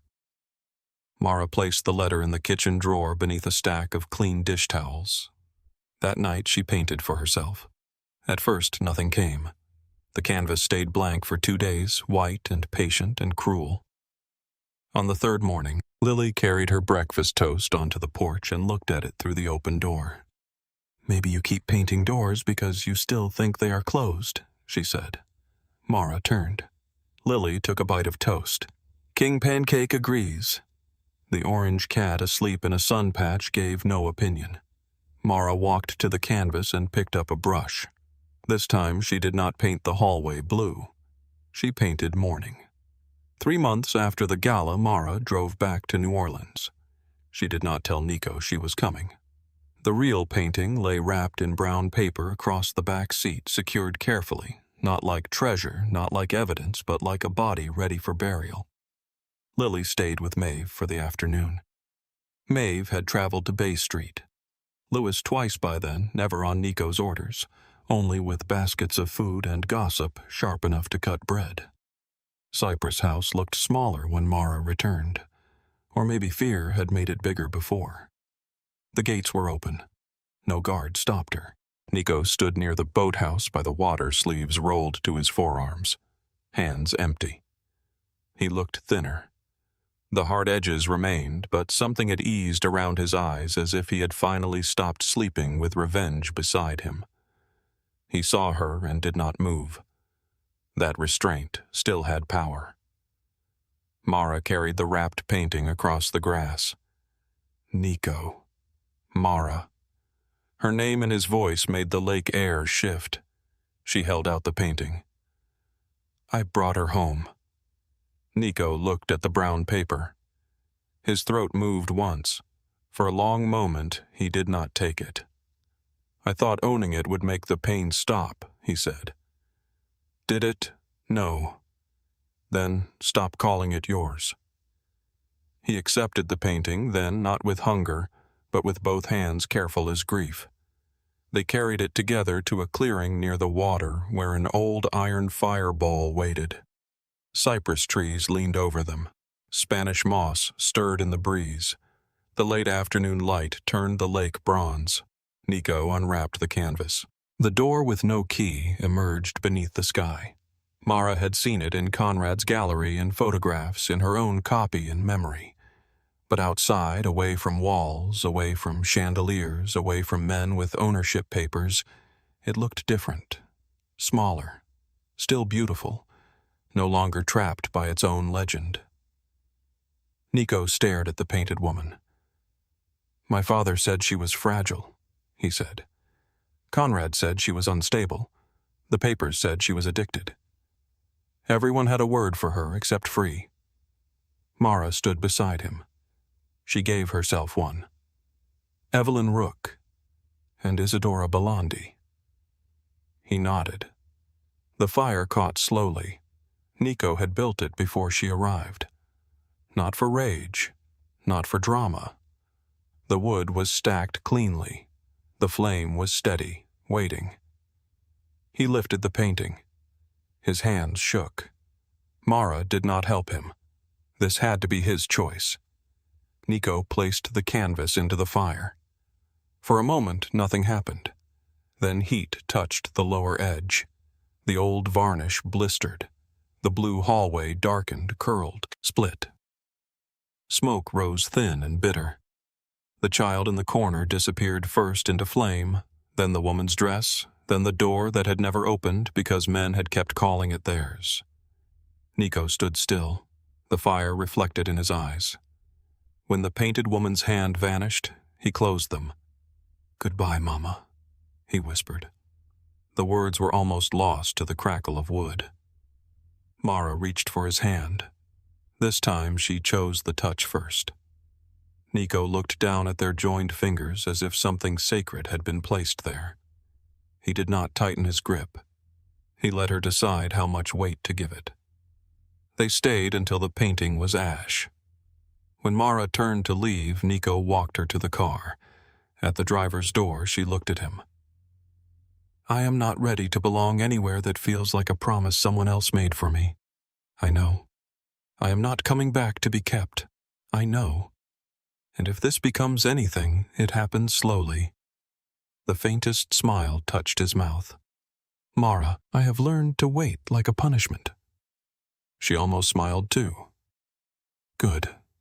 He opened the car door. She did not get in. Not yet. Instead, she stepped closer and kissed him. It was not soft at first. It was honest. A little broken. Warm with all the want they had been careful not to spend too early. Nico's hand lifted, then stopped near her waist, asking without words. Mara placed it there herself. The sound he made against her mouth was quiet and undone. When she pulled back, his eyes remained closed for half a second. Mara touched his jaw. No locked doors, she said. He opened his eyes. No locked doors. 6 months later, a small gallery in the French Quarter opened its doors on a Friday evening. Not Silas Vane's gallery. That one had gone dark, its windows papered over its name, scraped from the glass. This gallery had warm brick walls, uneven floors, and lights that made the paintings glow without making them feel trapped. People gathered with plastic cups of wine and quiet curiosity. Serena stood near the entrance, speaking to a journalist. Maeve wore pearls and corrected anyone who called Lily adorable instead of brilliant. Cal stood by the refreshment table, pretending not to guard the cookies. On the wall near the center hung a card. Mara Hart, first solo exhibition. Mara stood in the back room staring at those words until Lily tugged her hand. Mama, people are looking. That is generally what they do in galleries. At your paintings, I noticed. Are you scared? Mara looked through the doorway. Nico stood near the central painting dressed in black, as always, holding a paper cup of lemonade because Lily had told him wine made adults boring. He was speaking to no one. He was simply looking, waiting. Mara took a breath, a little. Lily nodded. That counts as brave. Mara laughed softly. Who taught you that? You did. Then Lily ran into the gallery, yellow shoes flashing beneath her dress. Mara followed. The central painting was the largest she had ever made under her own name. A woman and a child stood before a door. But the door was open. Beyond it was not a mansion, not a man, not a promise. Only morning light moving over water. The woman's hand was not reaching. It rested gently on the child's shoulder. Lily stopped beside Nico and looked up at the painting with great seriousness. Mama finally painted the door right, she said. Nico looked down at her. Yeah, it opens now. Across the room, Mara heard them. Nico turned. He did not come to her. He waited. Mara looked around at the people, the paintings, the open gallery door leading to the humid New Orleans night. She thought of rain falling into a pot, of a black SUV at the curb, of a woman in blue holding back the dark, of Isadora's letter, of Conrad passing her on the museum steps with nothing left to claim. Then she crossed the room because she wanted to. Nico watched every step as if he understood the gift of not being the one to take it. Mara reached him and slipped her hand into his. Lily smiled up at both of them. Outside music drifted from the street, a trumpet low and sweet. The city moved the way it always had, full of ghosts, secrets, heat, and second chances. Mara looked at the open door in her painting. For years she had thought freedom meant running fast enough that no one could catch her. Now she understood something quieter. Freedom was not the absence of love. It was the right to choose where her feet stopped. She squeezed Nico's hand once. The gallery door remained open behind them, letting in the night, the music, and the warm, wild air.